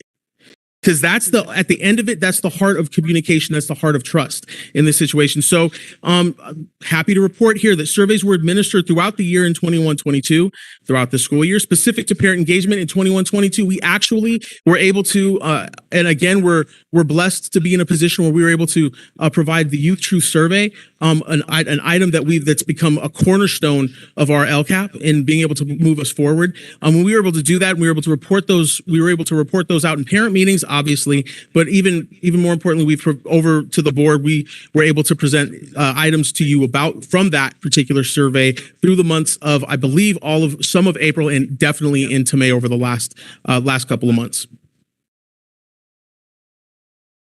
Priority 6 starts to talk about school climate. And this is one piece that I did not report to you in the last board meeting when we were talking about that true needs assessment of everything that is our local control and accountability plan. We had over 11,000 people reply to that to come up with the survey. Some people would say this is a great thing. I think it was a wonderful thing. People generally respond to surveys when they are very happy and very sad. It's the same thing. It's like teaching. People, Mr. TP, you will know as well. Kids learn when they are extremely happy and laughing, and sometimes when they are very sad. It's that evoking of emotion. Whatever it was, we heard from our community. And I think that at the end of it and that at the heart of it was the whole point of the work that we were doing and trying to get that voice out and get people to talk. We also had Lancaster listening sessions. I've been on the radio quite a bit. I'm a radio star now. I've definitely got the face for it. And it's even in a language I can't even understand. But we've done that great work and being able to make that work happen as well and be able to get input from families publicly, very, very publicly. Let me tell you, very publicly on the radio and getting that information, as well as LCAP family nights or local control and accountability plan family nights. Input sessions were provided from January 2022 through May 2022. And I'm going to tell you right now that I wrote that down as an official, but that's a lie, because the minute the LCAP gets approved in June, we start July 1 on the process of starting to build the next one and working on and starting to figure out where our families are coming from and how things are happening and where they're coming from with those things. So this last priority gets into is priority 2. This is our implementation of state standards. This is a little bit of a longer one for us to discuss. But what it does is it does provide us the understanding as to how and what we are doing with that implementation of state standards. Now, I want you to think, when you're thinking about our implementation, we're not talking about how did you do in terms of a state test. We're talking about how did you do in terms of doing the work. If your theory of action is that if you teach English language arts in such a way through Common California state standards, then what is the effect that you hope to get? Very scientific in that particular way. And in this particular fashion, our focus here is always continuously, how are we implementing? And I think that is one of the big pushes for Lancaster School District next year. I hope you'll see that coming up in the next, in the LCAP that I'm going to present to you tonight. But in this particular area, we've done very well in many different areas. We're in the area where we are no less than at least at full implementation. And in most of those items, we're at full, and in many of those items, we're at full implementation and starting to sustain, which is a powerful place for us to be as a district, because that means that what we're doing is inherent and it's just business now. It's no longer a novelty. It's just what we do. It's what Lancaster does. So in terms of this particular piece, this starts to get into the idea, not so much, and that was in terms of the previous one was in terms of PD. This one starts to talk about instructional materials. So it starts to talk about the idea that, are we providing our students with the instructional materials that are aligned with the specific with these specific domains, i.e. English language arts, ELD language development, mathematics, next generation science standards, and our history social studies standards? Do we have the materials? Are we providing for training for our teachers with those materials? And are our people in a position where they can legitimately use those items in a positive way to be able to make our kids be able to get our kids to learn the stuff that we know that is so vital? And in this particular way, we've been extremely successful this year, been able to maintain a perfect score, and to the point that we are now sustaining. And that's by no small part. I think Mr. TP or Mr. Wynn, you mentioned Ms. Thompson. Ms. Thompson has done a great job in making sure that these things are taken care of. And I can tell you there's a month out of the year where she's at a stress level that is higher than we could ever imagine. And we all know it's that Williams visit. Nobody likes that. Just if the state of California is listening today, I want to make sure that they know that nobody likes that. That's not the fun place. It's not the fun place to be at that particular time. The next piece gets into the idea of the policies for supporting staff in implementation of academic standards. So this starts getting into the idea, do we have like a routine in place in which what we do is we set up the PD, that we're listening to our staff. Is that routine inside of our district? Well, we've identified that we're fives all the way down, which puts us again at that full implementation all the way to sustaining. We're doing that good work. And I think I'm so angry that years ago we weren't able to take and I'm going to go on record for saying this. I am so angry that we didn't take the CASP in 1819, because that's when we were at the height of where we were going. I'm so looking forward to, and many of my colleagues here would think I'm crazy, but I am looking forward to seeing what we do this year, because I really do feel that we've done excellent. Even coming back from a pandemic, I think we've done some excellent work being able to make things happen. Our teachers are fantastic people. I've seen the classrooms and the work that they've put in. They've implemented what we've asked them to implement, and now all it is to see them do that work. I'm off on a tangent on that one. I apologize, but I'm passionate about that. The next piece starts talking about our ideas towards those, I don't want to call them the other standards, but the standards that are not ELA, ELD, English language arts, language development, mathematics, next generation science standards, or social studies. This is where you get into that career technical education, which we really don't have career technical education in Lancaster School District specifically, but we do have pieces like STEM. We have STEAM, and thanks to Dr. Bowers years before I even came here, we have STEAM in STEAM enacted in many of our schools. We have career and college readiness in many of our schools. We also, the health education content standards, yes, we are implementing, and we are implementing those in our middle school specifically and at our elementary where appropriate. Physical education model content standards, visual and performing arts standards were implemented well and with fidelity. I could give you examples, but then I don't want to call any principals out too high. But they know that they've been working extremely hard to make things happen on the visual and performing arts, in the visual performing arts area. The last piece to this one gets into partly something that's not even partly, that's near and dear to my heart. This is the listening. Are we listening? So do we go out to our schools? Do we go out to our teachers? Do we go out to our admin and say, hey, what do you need in terms of learning? We know that everybody's in a continuous growth model. Everybody can be a little bit better than they were yesterday. We can all agree to that, right? So the question here is us having that conversation with our admin and our teachers and saying, what can we do to help you? What do you think you need to get better at? Then getting that input. And we've done a good job of that, I believe. It's not even me who believes, we believe that we've done that particular work very well. Which sets us up for probably the most innovative document that I'm not gonna say innovative tonight because I cannot follow Kelly Fountain and I cannot follow Jane Dana. Both of them have done fantastic work this year, and I want to make sure that that's well noted. And I also want to make sure that you all know that what they're doing in their plans is implemented strongly in the LCAP, and it's seen here. So we're going to be taking all of that. So in the purpose being that we don't know where the state money is going to be years and years from now, and we want to make sure we sustain the good work that they've started, and we will make sure it keeps going and keeps moving forward. So I'm going to ask you a question. This is going to be a little bit of a choral response. I go to church every Sunday, and I want to make sure that everybody gets this. I'm going to just a little choral response. I'm going to say one word. You're going to say the next word that comes to your mind. I'm going to say this: options and. Thank you very much. Everybody knows the vision of the district, right? There's literally no question as to what Lancaster is about and what we do. And I can tell you, coming from another district further to the east, Mr. Conti, I knew your vision better than I knew my own vision. It was because it's so well stated and it's so well out there. We all are very aware that this is what we do and what Lancaster does and what we're known for. So with that said, we get to jump into the new LCAP. And before I jump into the actual actions with this, I do want to frame it up, kind of tee it up for you if we're playing golf. Framing the local control and accountability plan. We're not changing the big framework. We're starting and we're playing with, and we found the formula. Multi-tiered systems of support is where we start the work. Now, I'm going to explain this to you, and I know I've explained it before, and we're going to explain it again. When we talk MTSS, we're talking about the idea that our students with the highest need get the resources that they need to be successful. So if we've got a student who needs a lot of resources, we have no problem hooking those kids up with the resources that they need to be successful. I think anybody can understand and would advocate that those students that are in the deepest needs need to have the resources focused on them. That's where we start.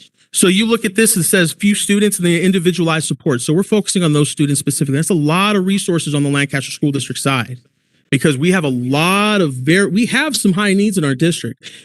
And what we do is we look at them like this, and we focus this out. All the way down to the district and all of our students getting a base set of this is what our core is. So when you're talking about in layman's terms, everybody gets an ELA, gets a language arts book. Everybody gets a math book. Some students are going to need a little more support. That's tier 2 support. So they might get some extra work with a teacher in small groups. Some kids need even more support. Those kids are going to get support with possibly what we used to do with like a Read 180 back then, like actually we're still to Read 180 in some places, but some very intensive work. That's where we're really focusing our efforts. So it's just really important to understand is we're not doing that just from the standpoint of academics. It's not just about academics, because I think in Lancaster, we're not always just thinking academics. We're also thinking about the behavior of the students, because you can't get by in life without knowing how to act and being in a good place. And then on top of that, social emotional learning, being able to cope with one's own feelings and be self-aware enough to be able to move forward on those ends. So again, the goals of multi-tiered systems of support is equity. I said it. I've already told you what the goal of MTSS is giving those few students with the highest need the most significant and the hardest resources, the most resources. Equity is at the core of everything with this work. Educational equity means that each person receives what they need to develop in their full academic and social potential. So our goal is to give kids what they need to be able to be successful. Options and excellence, that's what that means. To give every student what they need to be successful and be able to do that work the way that they need to be able to do that work. And that might not be showing kids or showing us, the teachers, the things that we want to see the way we want to see them. But if they can show us that they learn, that's the point. So that's what we're trying to focus on there. So moving into this is our model. You've seen this before. I just want to make sure it's rehashed and make sure that we're very targeted towards this particular piece. UDL and PBIS combined. Universal design. When I talk UDL, that means universal design for learning. What that's talking about is that's for being preventative or seeing a need for a student before the student exhibits the need. For instance, if a kid needs to stand to be able to learn, we help them. We allow them to stand so that they can learn. If a student needs, I remember when I was a teacher, when I was a principal, first time I saw it was as a principal. I wish I would have known about this as a teacher. They had these little squishy seats. Those little squishy seats, those things worked wonders on some of the students that I had at the schools that I was principal at. You hand that over, and for whatever reason, on top of getting a nice core, because you've got to do a lot of work on that, they also were able to focus their brains and focus their minds in the right way. So that's what we talk about for universal design for learning. That's a example of what UDL might be. You know what PBIS is? This is the positive behaviors, interventions, and supports. Something that we are very strong at in Lancaster School District. One of the three main priorities that we have within the district. And this all circles around these ideas of continuous improvement, being preventative, teaming, having us team with each other and having our kids team with each other, using evidence-based practices and using data to drive all of that work. And I think Miss Napoleon would be extremely happy for me to say this, because I'm going to say it all means all right here. That's the big purpose behind this work, is that all means all. And that's what multi-tiered systems of support actually speaks to and builds. So all of that to say that these are our goals moving into 22-23. You'll see that 4 of the goals have not changed. Academics, every student will demonstrate continuous growth towards mastery of California core state standards as measured by a variety of assessments. We're going to continue that work, and we know that academics matters. We know that academics is the cornerstone of why we exist as an organization. Kids are the cornerstone as to why we exist as an organization. Academics is a piece of that. I think we all recognize that. Equitable learning practices and positive learning environments. We will provide the necessary resources and supports to create and maintain positive learning environments to eliminate barriers to success for all students. That's a path goal way of looking at leadership. We're taking away the barriers for students to be able to build them up so that they're able to be they have no reason to not be successful. We build them into a position where we take away those barriers. Safe and supportive environments speaks to the idea that we're going to provide safe, secure, equitably, and operationally efficient environments at all of our facilities for students, staff, and community members. I think that's extremely important today, and we have to be very cognizant that goal is probably one of the most, over the last couple of weeks, has turned into one of the most important goals that we'll ever have. It always has been, but definitely will be a focus of where we're moving forward. And then family community engagement. We will build positive partnerships with families and the community by increasing participation and active involvement on campuses and at site and district events. The last goal is one that we were able to collaborate with our director of early childhood, with Ms. Fountain, and where we started talking about this is the goal for universal transitional kindergarten. So universal transitional kindergarten is now embedded and is going to be a part of the system that Lancaster operates. If it's going to be a part of the system that Lancaster operates, then that system needs to embrace that. It needs to embrace that and bring that into the system so that we can do the work, and we can do the work together. So we built this new goal. Along with the help of Ms. Fountain, Lancaster School District will provide an inclusive, developmentally appropriate, play-based, I want to emphasize play-based, universal transitional kindergarten experience as part of a larger pre-K through grade 3 alignment. So P3 alignment, which is the area where the state is headed to right now, is they're headed to a P3 alignment, because we really want to see that our students have a wraparound service all the way through that early childhood piece. And our CIA department, our curriculum instruction and assessment department, you've got all aspects of all of ed services doing this work. So from special programs all the way around, really trying to make sure that early childhood piece is going to be significant. So goal 1, academics. I'm going to get into some of the actual actions that exist among each one of these goals. But I'm not going to get into all of them. What I'm going to do is I'm going to highlight the things that are going to be a little newer to us. Although they've been there, they may not have been there to the extent that we've seen them. So for this particular one, I'm going to focus on those pieces that are now very bold. Yes, obviously providing students with qualified and appropriately assigned teachers, making sure the kids have the right teacher at the right time in the right place to do the work that they need, that right work with them at that time. That's important, and that's something we've always focused on, and something we will continue to focus on. But I'm going to jump down to that piece that says a continuance of our multi-tiered systems of supports, our paraeducator program. You heard Ms. Fountain talk about that earlier today, how that was a piece of, how that was part of the UTK piece for a second. But we're going to see that with that TK, that kindergarten, second grade alignment, TK2 alignment, to being able to push those pieces of those paras in to be able to support students from a behavioral standpoint, from a social emotional standpoint, and an academic standpoint. Is one of the cornerstones of what Lancaster School District will probably be known for at some point very soon. It's some work that it's extremely innovative work that, to be very frank, started with the training that Ms. Harmon, one of the CIA coaches, puts on with these paraeducators. Amazing work. Where we go figure, we take our people, we onboard them, teach them how to do their jobs really well, and then we put them into the classroom and help them start doing that work. That's the model that we basically adopted, and that's something that will remain. Professional learning communities.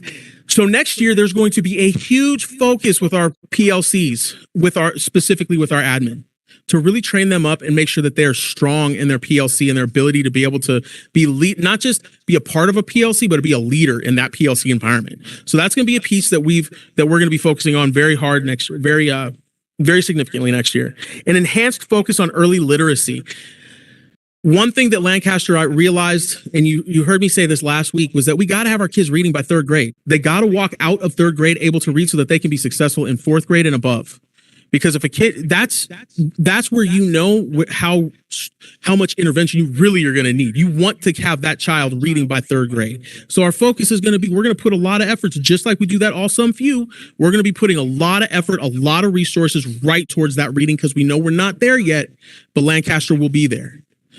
And finally, a focused work, and this is near and dear to my heart, I'll be honest with you. Focused work on the strengths of our leaders, our site admin, to lead their schools in such a way that they are able to provide for positive educational outcomes.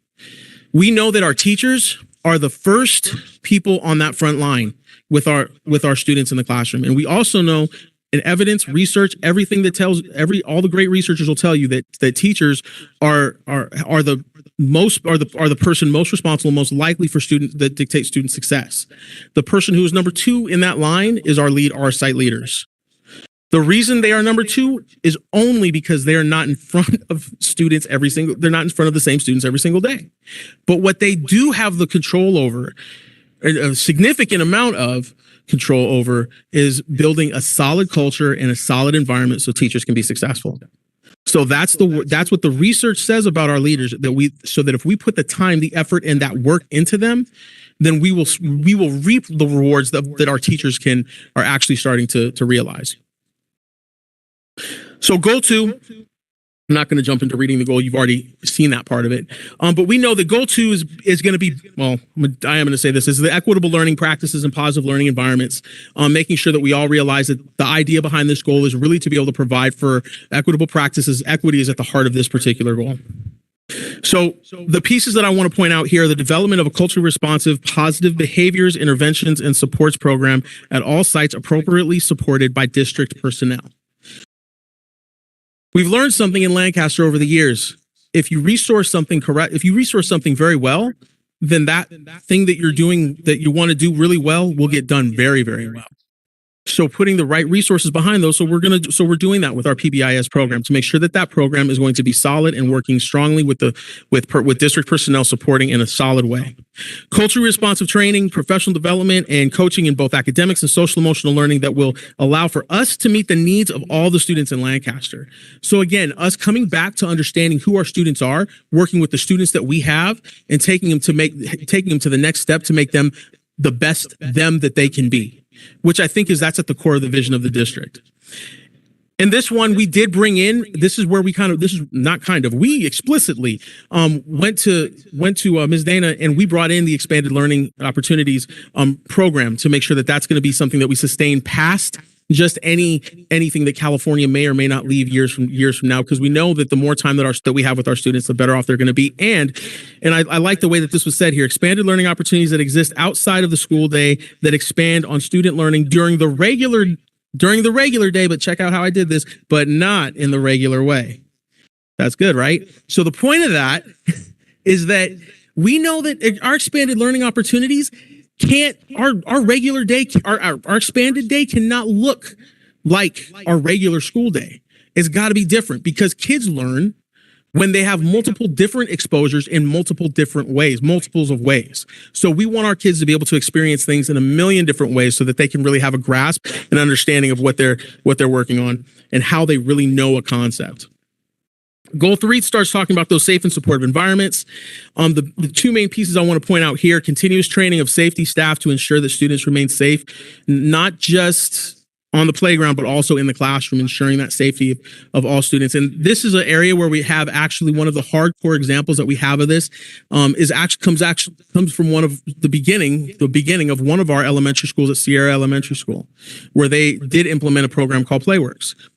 This program was extremely successful at that particular site and limited some major behaviors at that particular site at the time. So also ensuring that all students have above adequate access to technology. And this is coming from Ms. Cooksey because she was like, you got to give me my technology. So we made sure that she had the technology and access to that. So ensuring that all students have above adequate access to technology in order to meet the rigorous needs of the California Common Core. Now we got to remember our kids have computers going home as of Friday. So our students have access to a learning device. Now, many of them, I'm not going to say many, but some of them have their own computers at home, but many do not. And now they do, so that they can get that, so they can continue to learn all throughout the summer. That goal 4 starts talking about family and community engagement. This one, again, near and dear to my heart, building of Lancaster's dual capacity framework. I'm gonna land on that one for a second. Dual capacity meaning that we're not just training families on how to work with their kids. We're training teachers on how to work with their families. One thing that's always left out is we say we want family engagement, we want family engagement, we want family engagement. What's left out is how do the teachers know how to engage their families? Because that's what the families are looking for. I can go in and do a training and they like that. But what they really want to see is that teacher engaging the family. And then the next piece on this one is those family ambassadors at each site in order to have a concentration on parent outreach. This is a direct support to the principal and our site leaders in it being able to build family engagement throughout their sites. The last goal 5, universal transitional kindergarten. Again, this is coming and we're going to be handing over a big piece of paper to Ms. Fountain and say, and this is what we need to see happen. Well, she already knows what's going to happen because she's already built it. But this particular goal talks about working with our California State preschool provider to train staff and working in the working implementation of play-based learning environments, building them up to be able to do it well, and also giving them the training to be able to make it happen. The next piece starts talking about teacher professional development in a play-based learning environment, and the final piece is capacity building for leaders. So those last two are tied together. Teacher PD in play-based learning, but also our leaders' understanding of what play-based learning is supposed to look like. So if that way our leaders are able to support our teachers in the best way possible. So with that said, Lancaster School District is ready for a huge upswing over the next couple of years. And we've done some great work. The groundwork is laid. At this point, it's about moving forward. I can't tell you how passionate I feel that our whole team is towards making this work happen. We have the best team we have the best team. I'm not even saying I would say not even in California, one of the best teams in the nation. I think we've got some great things that are going to be happening. So with that said, I'm going to stop bragging about the team that I get to work with. I have provided you all with an executive summary of everything that you've just heard. So it's a lot. This is a lot shorter than this. However, you do have this PowerPoint if you want to see the pretty pictures, because I did work hard on those. So with that said, I would ask, are there any questions?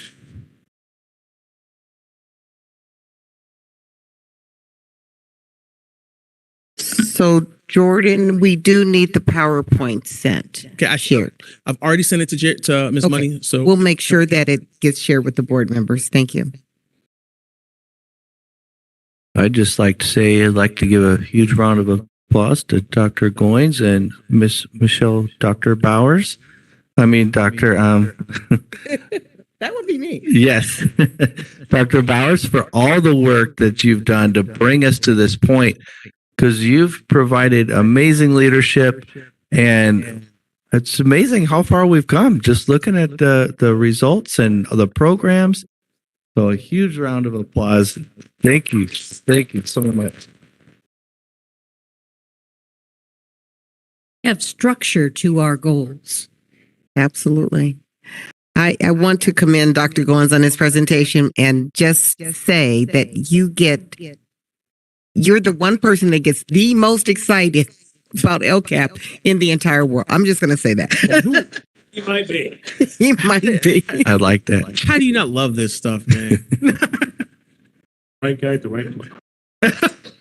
With my psychologist. But wait, there's one more thing I did want to add to this, and it's just the last little piece. I just wanted to make sure you were aware of a couple of next steps. As we move forward, if there are any questions from the community, people who are out there in cyber world, Lancaster School District has an input form to be able to provide some written feedback to us. If you ask a question, I'll answer it. We'll answer it within 24 hours. Which I put a big target on my back on that one, but we will make sure that it gets done within 24 hours. We'll get whatever answer that we can get out to you and get it in writing, and we will put it on the district webpage to make sure that that's taken care of under the LCAP page at www.lancsd.org/domain/329. Eventually going to be known as the domain of greatness because of the LCAP is going to be sitting there.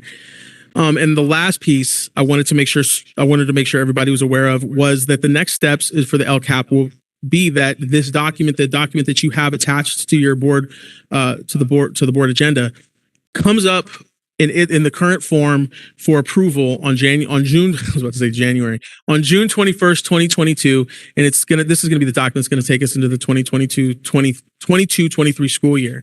One caveat, and I think Dr. Bowers had asked me to make sure that I said this on June 21st. I will not be present at that particular meeting, and it's my apologies. I have a very important engagement, and if I don't show up, I'm going to get hurt, and I don't want that.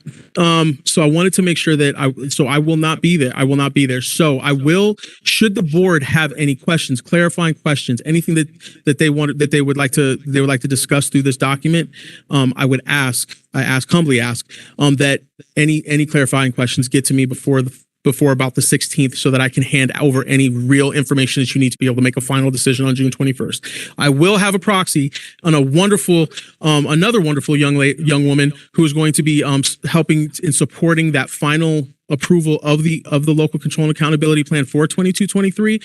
Miss Casey will be standing in my stead. Dr. Goins, I'd like to thank you for all your work with the LCAP and for all your excitement with the LCAP, which helps gets us excited about it. 922.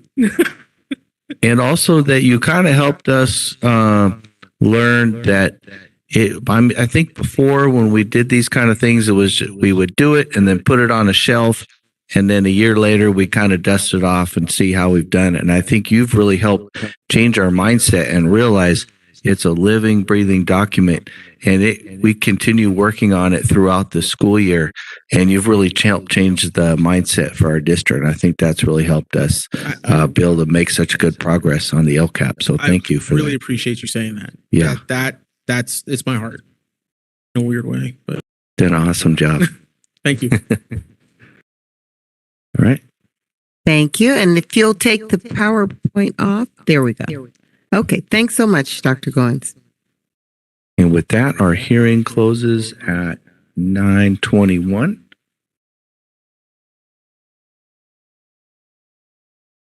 And with that, we'll be opening up a public hearing on our budget. And we're going to open this hearing at 9:21.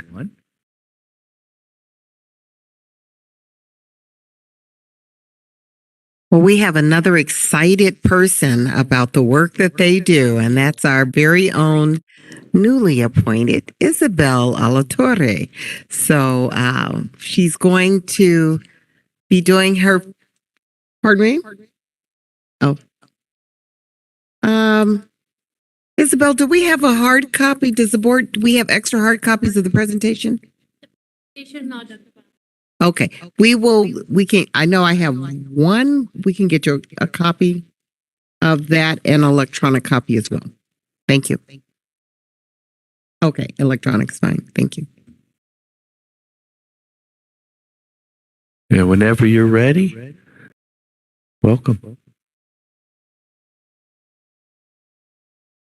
Good evening, Board President, board members, superintendent, board cabinet, and audience.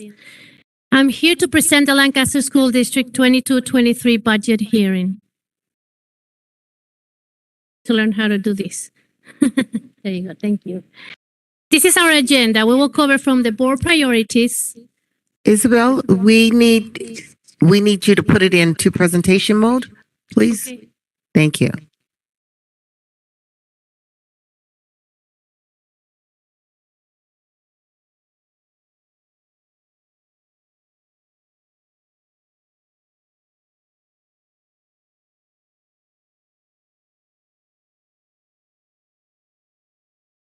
Shannon.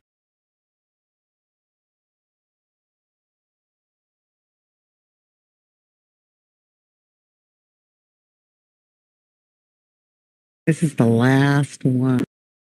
It's been a full night. Difficulties. No worries.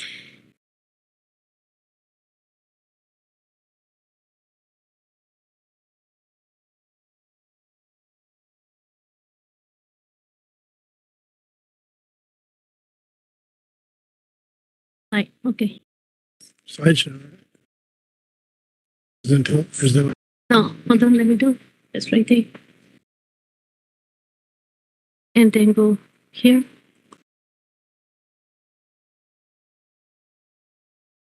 It wasn't in presentation, but I gotta add it. Just share the screen. Just screen. Screen. It's not. Screen one. Just share. This one? Just share the screen. Just something back. Thank you. It's already out. That's what I was trying to do.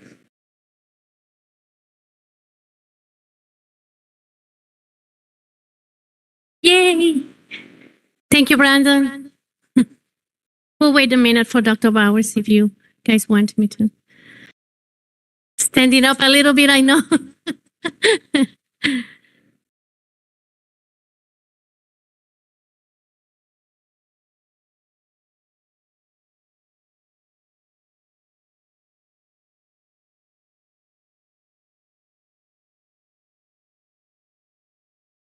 Okay, thank you.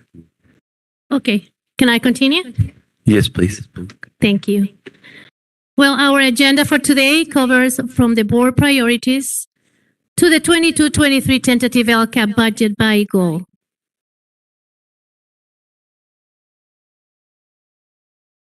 The board priorities are from building high-quality educational programs that meet the unique needs and interests of all students, to provide and promote quality professional development opportunities for all staff.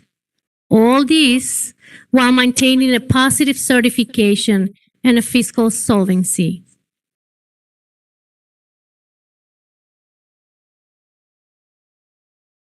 Cost of living adjustment, COLA. We have a high COLA this fiscal year that we're building the budget on, 22-23. We have 6.56%, and this is based on the May revision to the governor budget. We are projecting a slightly decrease on the two subsequent years. We use these COLAs to build my multi-year projection. Okay, this is my baby. Average daily attendance history and the potential budget implication. I went back 7 years. And as you can see on 15-16, our ADA was at the max of 13,499. And then it declined, going to the next fiscal year by 140 ADA. And then it continued to decline, going to the next year by 130. Something unprecedented happened. Lancaster School District started going up and gaining ADA and enrollment, while all the other districts were declining enrollment and declining ADA. That lets us win or gain 46 ADA. Going into the next fiscal year, then we gain 224 ADA, setting us back to the highest number of 13,499.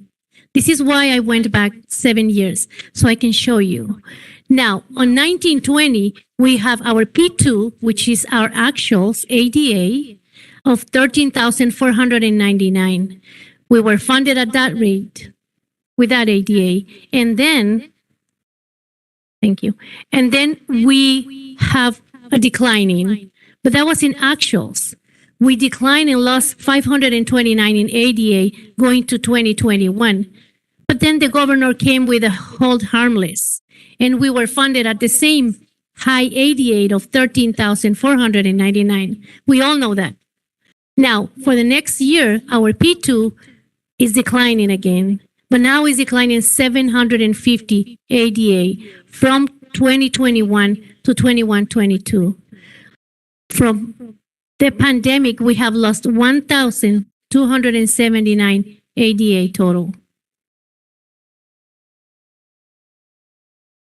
We heard on the May revision to the governor's budget that we have an opportunity to mitigate the loss on ADA or to mitigate that cliff in ADA by having the opportunity to average the 3 last year's ADA.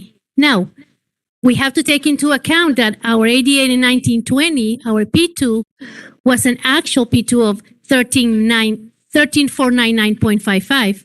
And then we have held harmless, which let us keep the 13,499. But now we have to take into account with the P2, the actual P2 of 12,220. So if we average those 3 fiscal years, we're going to be funded in this fiscal year that I'm building the budget for 13,073.18 ADA. I did a little analysis for you so we can understand what is the impact for the Lancaster School District. So if we take the ADA average new system that the governors projected for, got approved on the budget May revised, we only lose 426.37 ADA. Now, in reality, we actually lost 1,279.11. So we were expecting to lose $16.6 million in dollars, but we only lost 5.5 million. Now bear with me because I'm going to explain to you something.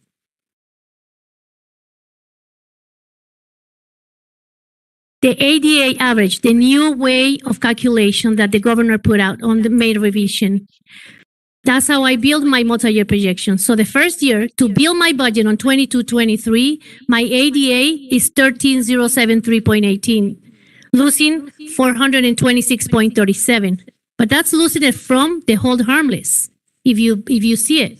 Now, to build a budget on 23-24, we move out 19-20 year, and then we move down to 22-23. I've been very conservative and positive about the ADA because I know that we are addressing enrollment in ADA.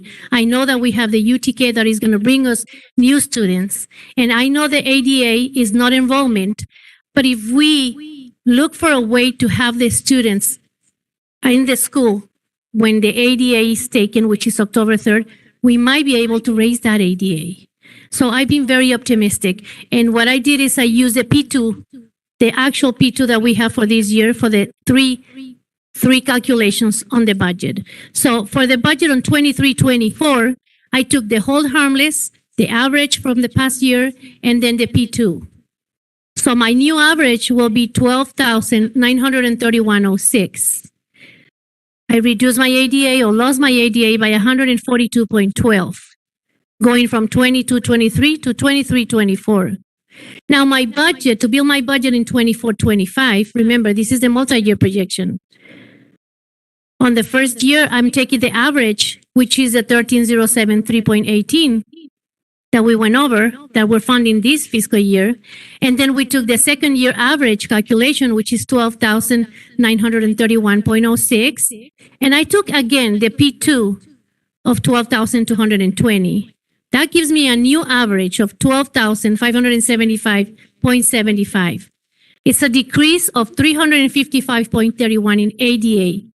If we add up all these lift in ADA on all these 3 years, is not 1,274. So this is how the governor is assisting us to mitigate that cliff. I'm sorry. Before you go on, I just want to check with the board to see if there are any questions on the ADA slide. Okay. Great. Thank you very much. Please continue. Thank you, Dr. Bowers.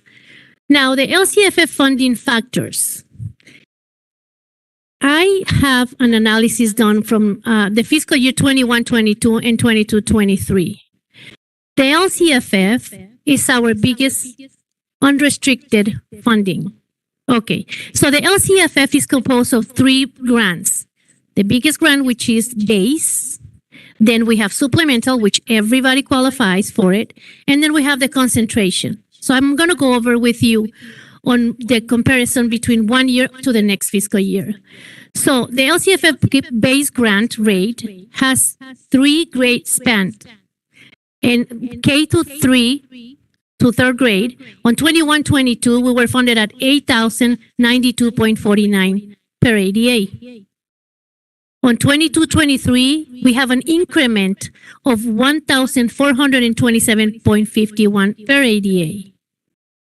On the grade span 4 to 6, on 21-22, we were funded $8,215, presenting an increment going to 22-23 of $539 per ADA. And then we have on the grade span 7 to 8th grade, in 21-22, we have $8,458 with an increment of $555 going into 22-23. So now we know that we have an increment in base. All over California, this is not only Lancaster School District, okay? Now, how do we calculate the supplemental? As I was telling you, the supplemental, everybody qualifies for it. And the formula is the base grant in dollars multiplied by 20%. Everybody has a 20%, but then this is where we gain. We have a high unduplicated count at 89.41. So then we multiply base grant times 20% times our unduplicated. Now, the concentration. The concentration is different. You have to qualify for it. And in order to be eligible to receive concentration, your unduplicated count should be more than 55%. As I mentioned before, our unduplicated count is 89.41. Therefore, we have 34.41 percentage to be funded out. So now let's go back and look at the concentration formula. It's the base grant times the eligible amount, which is times 34.41%, and then times the concentration add-on. I don't know if you guys remember, before 2021, we have the concentration add-on at 50%, and then the state said, okay, we're going to give you 15% more. Well, that's why we have 65%. Any questions so far? No? Okay. Okay, so why I went over with you on how the state calculates our revenue, it's because before, when I went over with you on the ADA, I told you that we were expecting to lose 16 million, remember? And I said, we only going to lose 5 million? Okay, bear with me because this is fascinating. On 21-22, our LCFF base grant was 117.64 million. On 22-23, our base grant is going to be 121.32. Why is that? Because the rate, remember the span rate is higher, and because we have a high COLA. So we actually gain or increase in our LCFF base grant by 3.68 million. Now, I said that we have 3 buckets on the LCFF. So now let's take a look at the concentration. The concentration in 21-22 was 26 million. The concentration in 22-23 will be 26.77 million.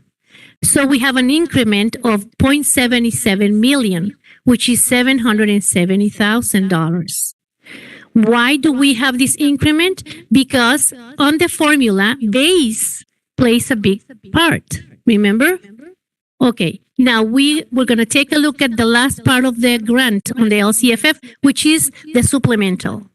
We do qualify for the supplemental because of our high unduplicated count. On the fiscal year of 21-22, we received 20.76 million. And on the fiscal year 22-23, we are projecting to receive 21.40 million, which is an increase in supplemental of 0.64 million. So 640,000. Why is it higher? Because base is higher.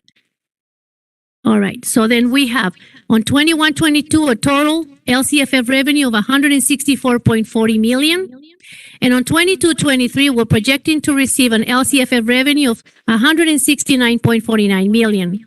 So it's a total increase in LCFF or 5.09 million. Maria, but you told us we're gonna lose 5 million. Well, guess what? We actually make up for those 5 million, and we ended with 5 million on top. Any questions so far? Okay, good. And now you guys understand why I'm fascinated with this, right? Okay, now we're going to go over with the 22-23 revenues in millions.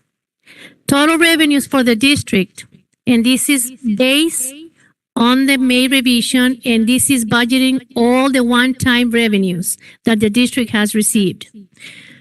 The LCFF base we went over is 121 million. The supplemental and concentration are put together and is 48 million. Federal, 47 million. That's restricted.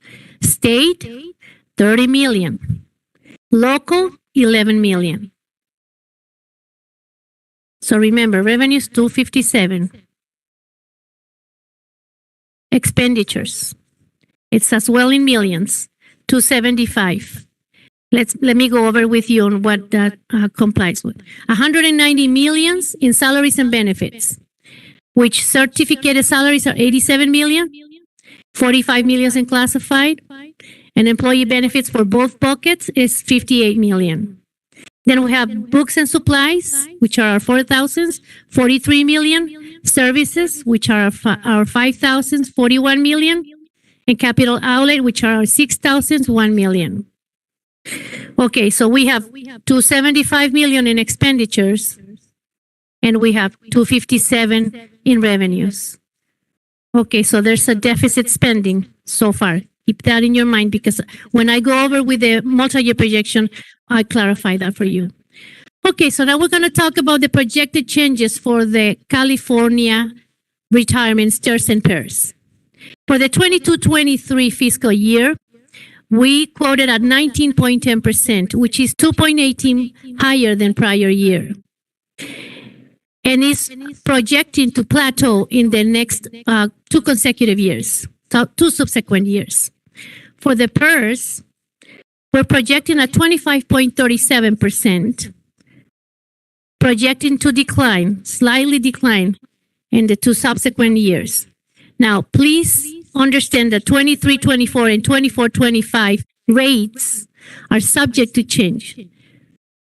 Thank you. Any change? Any questions? No? Good. Okay. Okay, this is a multi-year projection. So 22-23. Beginning fund balance 57.45 on the first fiscal year.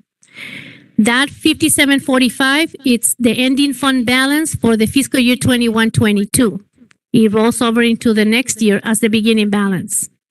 And then we have revenues, remember, 257.40. So total available funds, 314.85.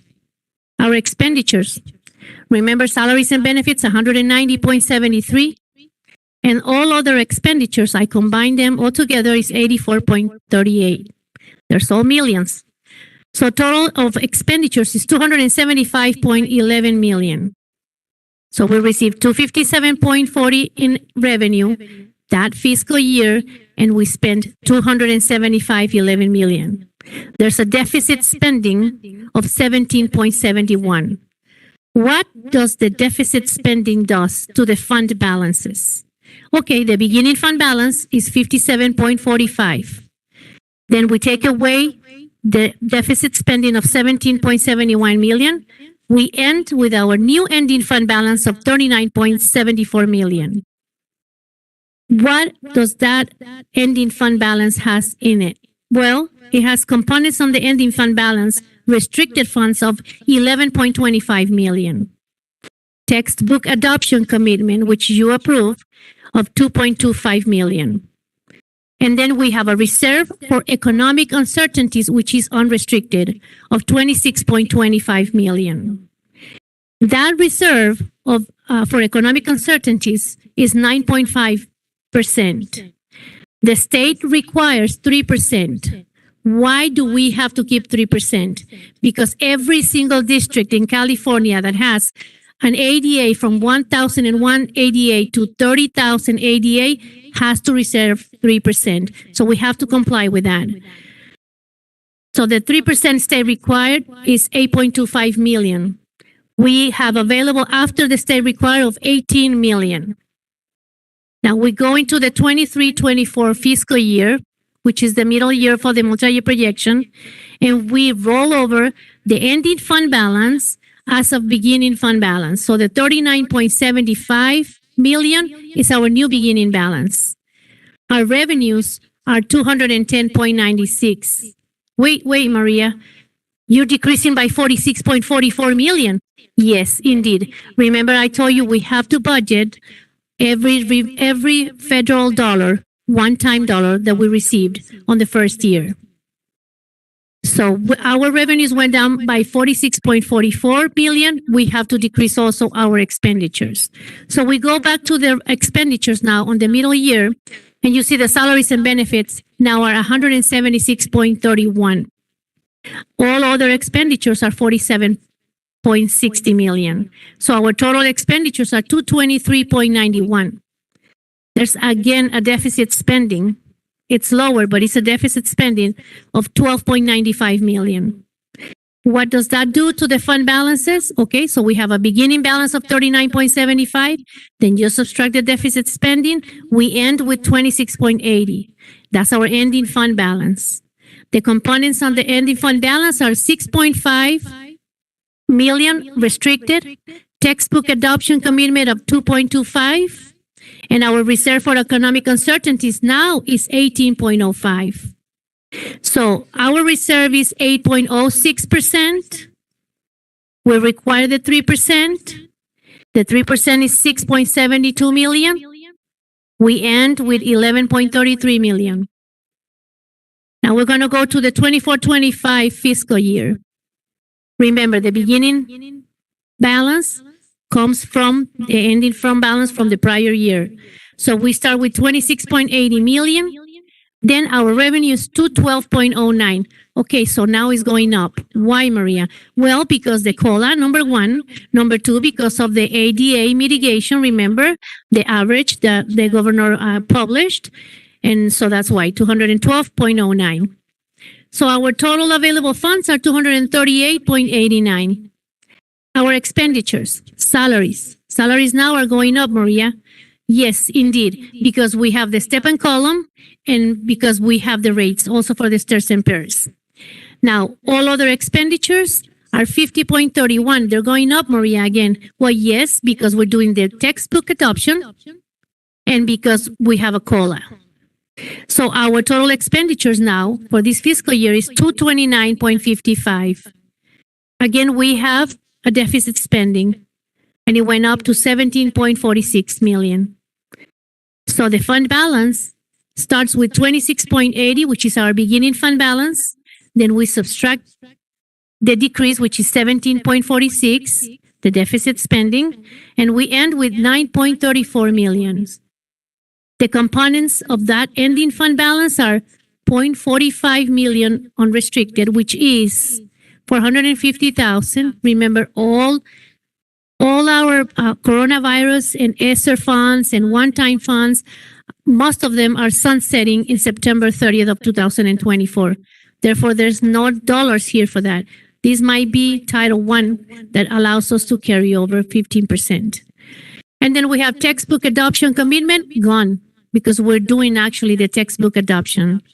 So we end with a reserve for economic uncertainties, remember, unrestricted, of 8.89 million, which is 3.88%.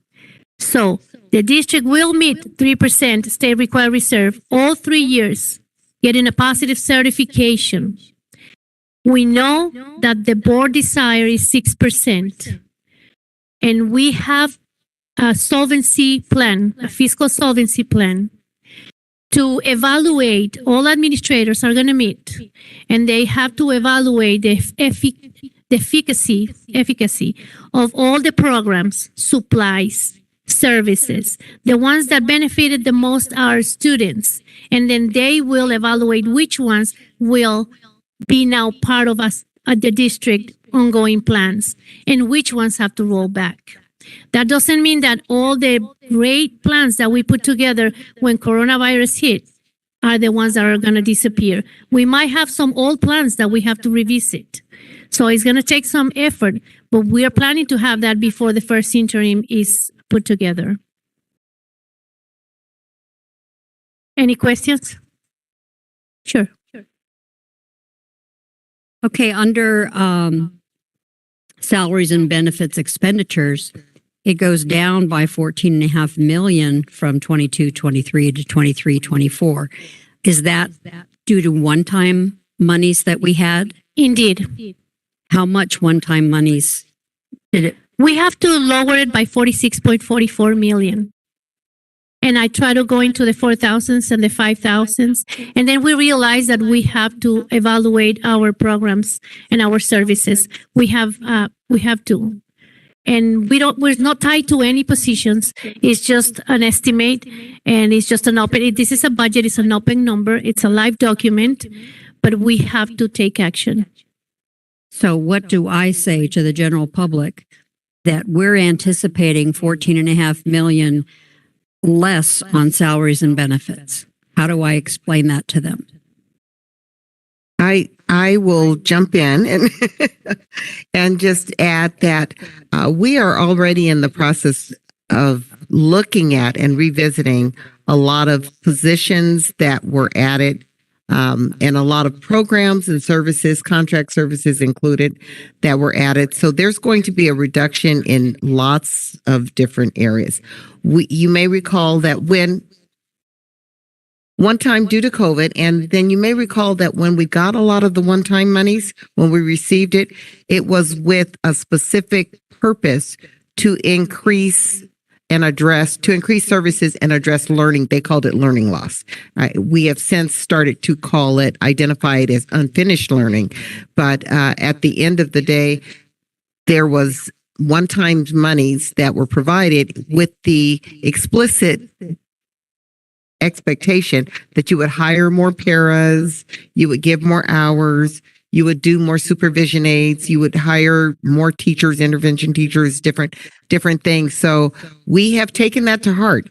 But as Isabel said, one of the things you have to continually do is, as we bring in new services and supports and we look at how everything that we're doing is how well it's working, we have to identify what's working best and what do we need to stop doing.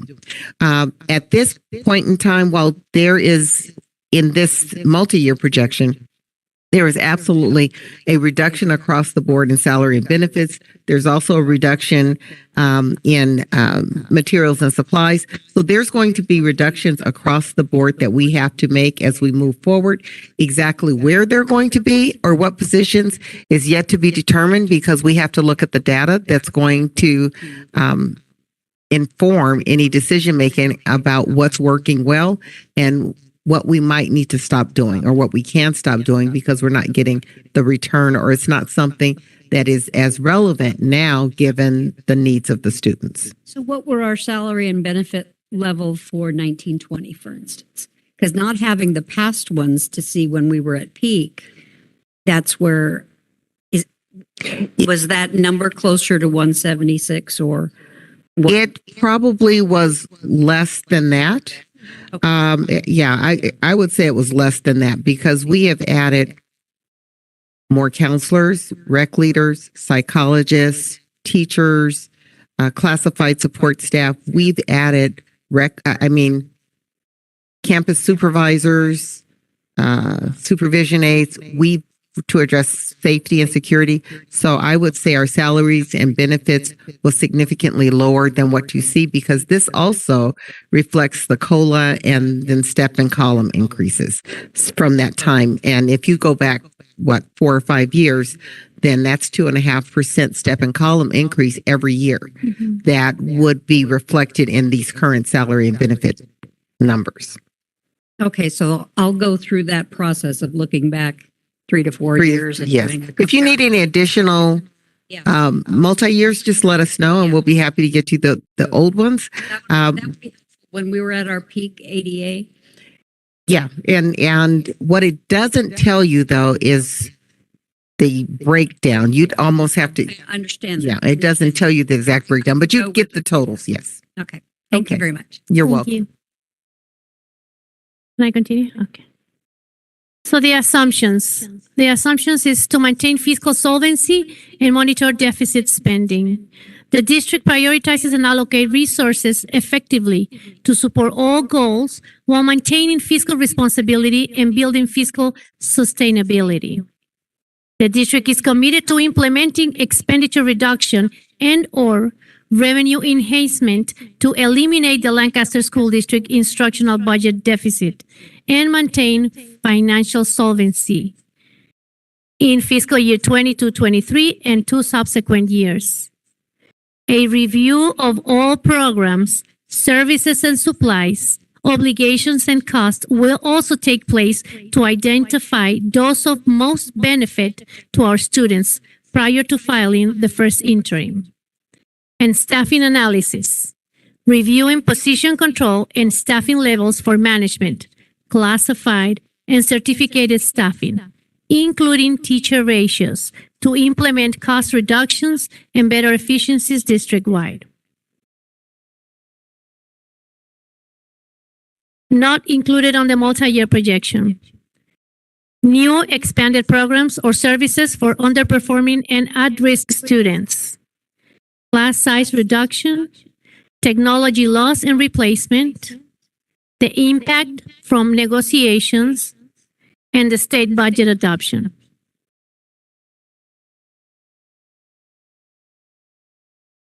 Supplemental and concentration requirements. Remember I told you that our unduplicated percentage is high, it's 89.41%. Okay, so with more funds comes more expectations. They expect for us to provide more services and for us to achieve more. And now also they are requiring us to track carryover on the supplemental concentration. Because if whatever you carry over to the next fiscal year, you will be accountable with the LCAP. The 22-23 tentative general fund LCAP budget by goal. This is in millions. So what I did is I put our mission in the center, and then I put all the goals on the LCAP because we're based on LCAP. LCAP is the one that is going to help us actually to see what programs are the best benefit for our students.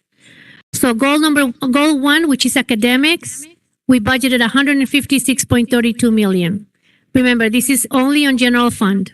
Then goal 2, culture, 20.94 million. Goal 3, climate, 38.04 million. Goal 4, engagement, 14.60 million. And goal 5, which is a new goal, universal TK, 0.67 million, which is 670,000. We're only going to receive in revenue half of that, which is 390,000. And now general fund is also contributing, so we can do 50-50. Any questions?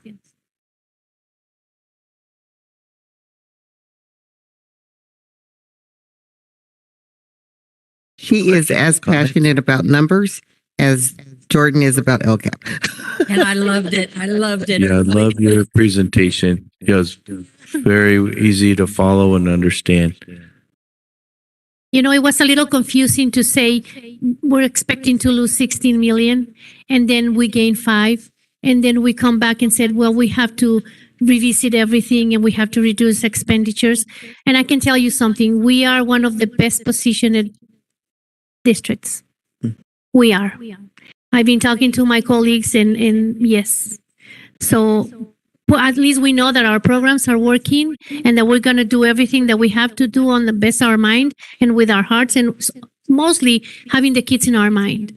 And we know that we have to improve our ADA, and we know our superintendent is always guiding us tremendously on our leadership and telling us, giving us ideas. And I'm telling you, I only been working with her for a month directly. Oh, I don't want her to leave because I suck all the information from her, and it's, yeah, we have a good plan. We have a good plan.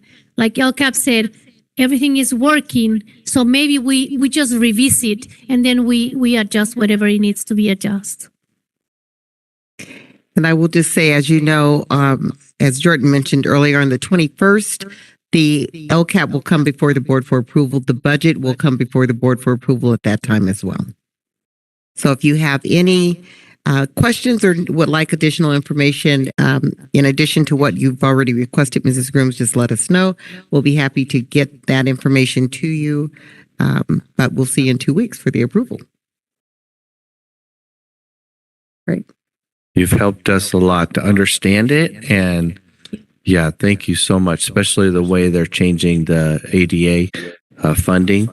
So that helped a lot to understand it. Thank you so much. Yeah. Let me know if I can serve you in any ways. Thank you for the opportunity. Yeah, you're welcome. Thank you so much. Thank you.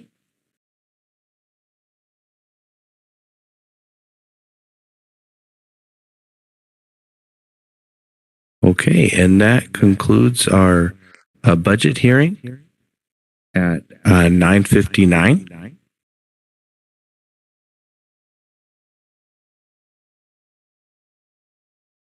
Okay. And with that, we're moving on to consent agenda items, items 18A to 18F. I'd make a motion. I'll second. Motion by Diane. Third. Second by Mr. Nguyen. And I wanted to ask to pull item B for a separate vote, the non-discrimination harassment item.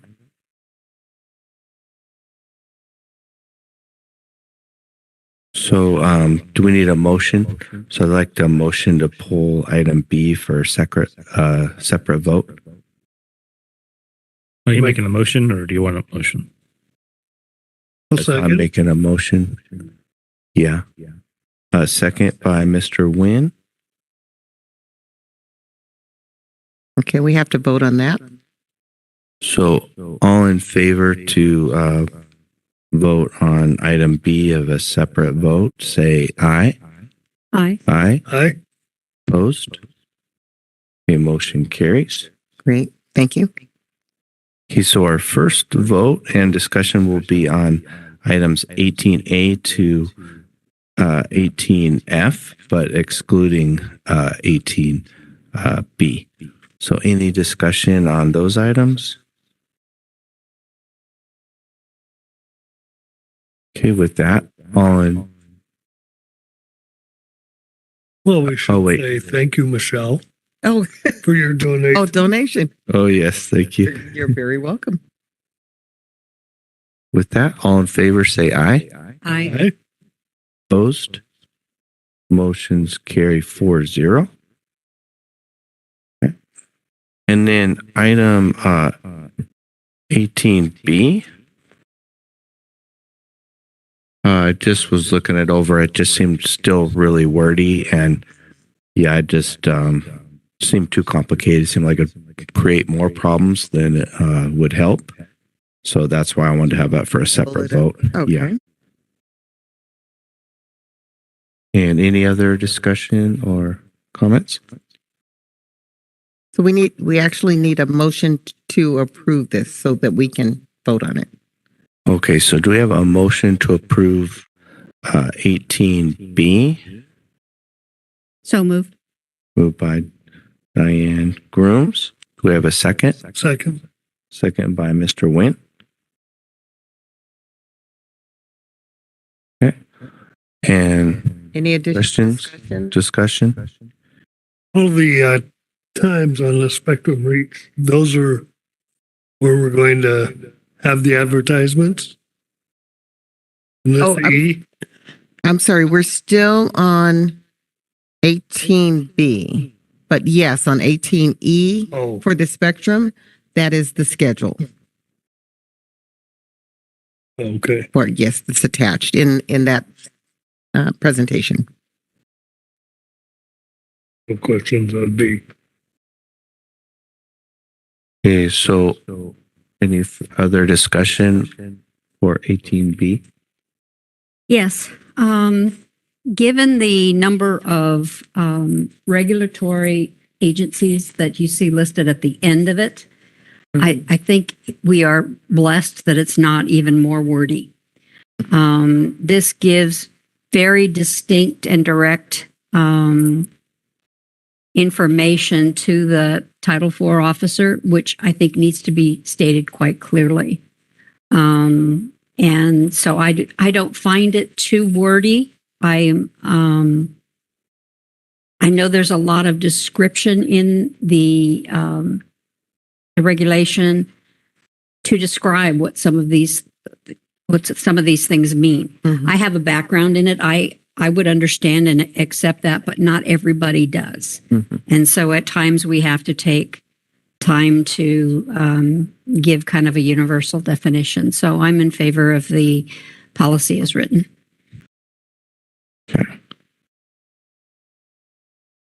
Yeah, I have to deal with this at my other job, and it's just have an employee to look at this. There's 6 pages of actual policy, and then there's another 6 pages of citations where they get it from. If you read that, it's hundreds of pages. It's way. It's just too bad we just can't say we're just not going to discriminate against anybody, or But it's why it has to be that wordy. I don't. And everybody wants to add their little, let's have this on there too. Let's do this. It's gotten out of hand. To me, it's like it's really hard to follow. Once I started actually looking at it, it's like, holy cow. And I mean, I know they're just adding a couple more things to it, but it's like, I don't know. I don't really know how. I know the one I have on my wall is at the other job. It's not that long. So I don't know why we get stuck with all the extra stuff, but I guess because we're a school, but for our administrative regulations to be that long seems pretty silly, but.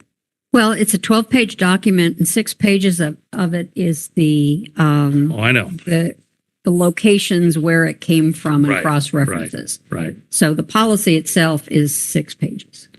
Right. And then you got to look at those, where they get those other things. And that's a law. So it's based on a law. And then the law is another couple pages long. So yeah, it just goes on forever. So, anyway, go ahead. Call for the question. Call for the vote. Okay. All right. All in favor, say aye. Aye. Opposed? Nay. Nay. So motion fails 1-3. Okay. Next, we're going on to consent agenda items business, items 19A and 19G. Do we have a motion? So moved. Second. Moved by Mr. Giles, second by Mr. Wynn. Any discussion?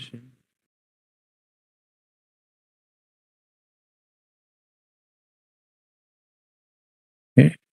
All in favor, say aye. Aye. Aye. Opposed? Motions carry 4-0. Okay, next we're on item 20, consent agenda items, ed services, items 20A to 20T. Do we have a motion? Moved. Second. Moved by Mrs. Grooms, second by Mr. Giles. Any discussion?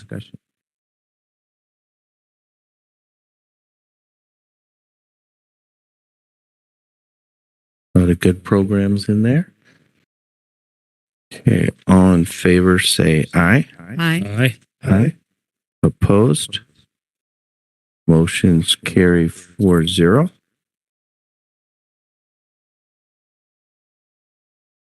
And next item 21, Human Resources Services, items 21A to 21N.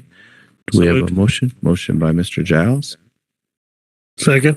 Second by Mr. Nguyen. Any discussion?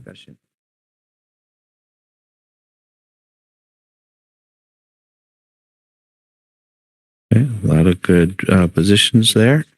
All in favor, say aye. Aye. Aye. Opposed? Motion carries 4-0.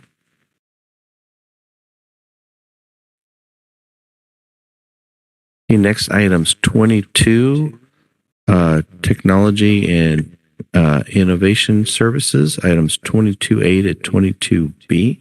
Do we have a motion? So move. Second. By Mrs. Grooms, second by Mr. Nguyen. Any discussion?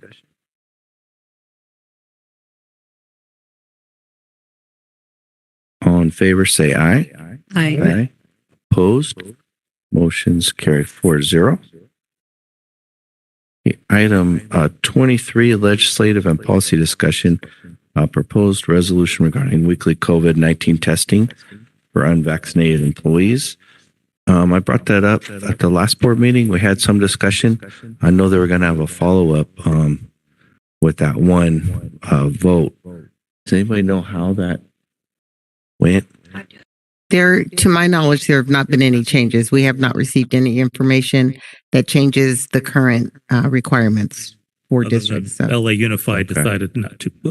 LA Unified decided not to test their employees. they're not doing mass testing, and we have some calls out to see if that is inclusive of the employees that are required because of that order. So, although I do have a meeting tomorrow morning with the county and Department of Public Health. So hopefully I'll get some more information. But right now, the information that we have is everything is status quo as it pertains to employee testing. One of the things that we do believe is coming, but we haven't received all the information, is, as you know, the PCR test has been one of the primary things. We do believe that there's going to be more flexibility that will allow districts and employers to use the at-home rapid test in its place, and that would be acceptable, because for a while that wasn't. You had to do the PCR. So we are keeping up with it, and any changes and flexibility that we are allowed to offer, we are definitely wanting to take advantage of that, because it's easier, and hopefully, given how everything else has evolved, as soon as they move to a point where they say the mandated employee testing is not required, we will definitely get that information to you. Is there any way you could share with them that we've had concerns at our board meetings, and it is definitely an issue, and that we have concerns about that, especially with light that it's now evident that whether you're vaccinated or not vaccinated, you can still transmit COVID. So it really does not make a difference there. But then employees are kind of being discriminated and being required to keep testing, even if they've been vaccinated. So that's what the issue we're facing right now. That has been shared. Okay. Not just by our district, but across the state of California. And I hear it more directly from neighboring districts in Los Angeles County. You know that there's 83 districts in Los Angeles County. And I think there is a common shared sentiment about where we are, because that's a lot of work, effort, management, money for all of us to monitor that. So there's definitely, and you see as an example what LA Unified has done to roll back on their mass testing, because it's a huge undertaking. But what was shared with us in the email was 2 news reports that gave us 2 sentence worth. It didn't really describe what they've done. So I think it's premature at this point for us to look at this resolution because I don't have any additional information that gives me that change. I don't know for sure what they have changed. Right. LA Unified. Yeah. And also, if you can get back to us information on that vote for that one, was it like 1986 or something, that one? Look back at it. Yeah, it was AB, something that they were gonna either vote on or look at, but that would be information helpful too. Okay. Yeah, I haven't gotten anything yet. No, I haven't either. Okay. All right. Yeah, the resolution itself has a lot of very good. Yeah, it looks really it looks really good. And I don't know if I don't know if it seems the employees are being discriminated against, so their information isn't being passed on. No, it's not being passed on. They deal directly with HR. Right. But they have to go get tested. So It's not just people that are people are systematic. Right. It's So required. if for whatever reason, If you want to get tested, you can, but yes. they're required. So to me, that's a little bit discriminatory. So there's a lot of people because not this summer. This summer we will reduce our testing sites to just the district office and Parkview. But up until this time during school, we actually had that capability at every school site. So trying to make it a little bit easier, but our sincere hope was that we were going to hear about some changes. We just haven't heard about anything yet. Yeah. So hopefully in the next few days, we'll see. This is a crazy month for the. It's a crazy month. It's busy Senate. all over. So we'll see if we get some updates here anytime soon. Would you like, in the meantime, would you like us to just bring this back under discussion again next time? Yeah, and then with a little more information. Okay. Yeah.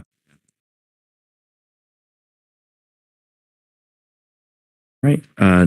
Excellent. Next, we're going to comments from board and superintendent. And let's start with Ms. Grooms.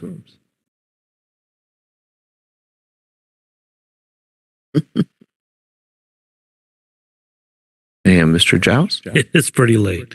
I will say promotion was great. Enjoyed it.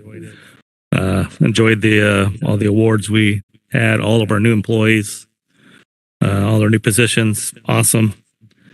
And all the hard work that our staff are doing. Great job. I'm overtired. Thanks. And Mr. Wynn? Well, echo Keith's words about promotion. Mr. Wynn, I need you to use Fantastic. your microphone. The promotions were fantastic. I am really appreciative that we have 7 schools with capturing kid hearts. And one final thing was a Paiute mural. I don't know if any of you had a chance to see it online or personally, but it is fantastic. And it was attended by not only our city, Mr. Cottle, but by Brandon Roque and someone else from Donna Hill's, our Scott Wilkes' office. So it was well attended, and it's a very nice mural. If you get a chance to go to Paiute and take a look. Great, thank you. And I just want to say, excellent presentations tonight. It was really neat to see the growth in all areas in our district, and fantastic effort by all the staff and teachers and everything. It was great to hear about the promotions. It was exciting that the parents and students got to do that, and heard great things from the parents. I heard there was outstanding behavior and everyone was well behaved and they just went really smooth. So that was great to hear. And also, I wanted to give a hats off to, I had a chance to vote at Endeavor in our new gym, and that was very nice and went really smooth. So it's nice to see this being put to use for that as well. Great board meeting. Thank you everyone for staying late, and have a great evening. And with that, Michelle. Just really quickly, I'm going to say that for the last couple of months, I've been saying 2 words: finish strong. And we did. So I want to say thank you to everyone in the entire district, our families, our students, our staff members, teachers, admin. Amazing, amazing, amazing year. So we've had our highs and lows. Amazing year. So finish strong is what we did. And thank you very much. It's been a great evening. And with that, we will adjourn at 10:17. Do we have a motion? Moved. By Mr. Wynn. Second. And by Mr. Giles. All in favor, say aye. Aye. Aye. Opposed? Pretty sure. Motion carries. Have a great evening, everyone. I'm not sure of anything else. But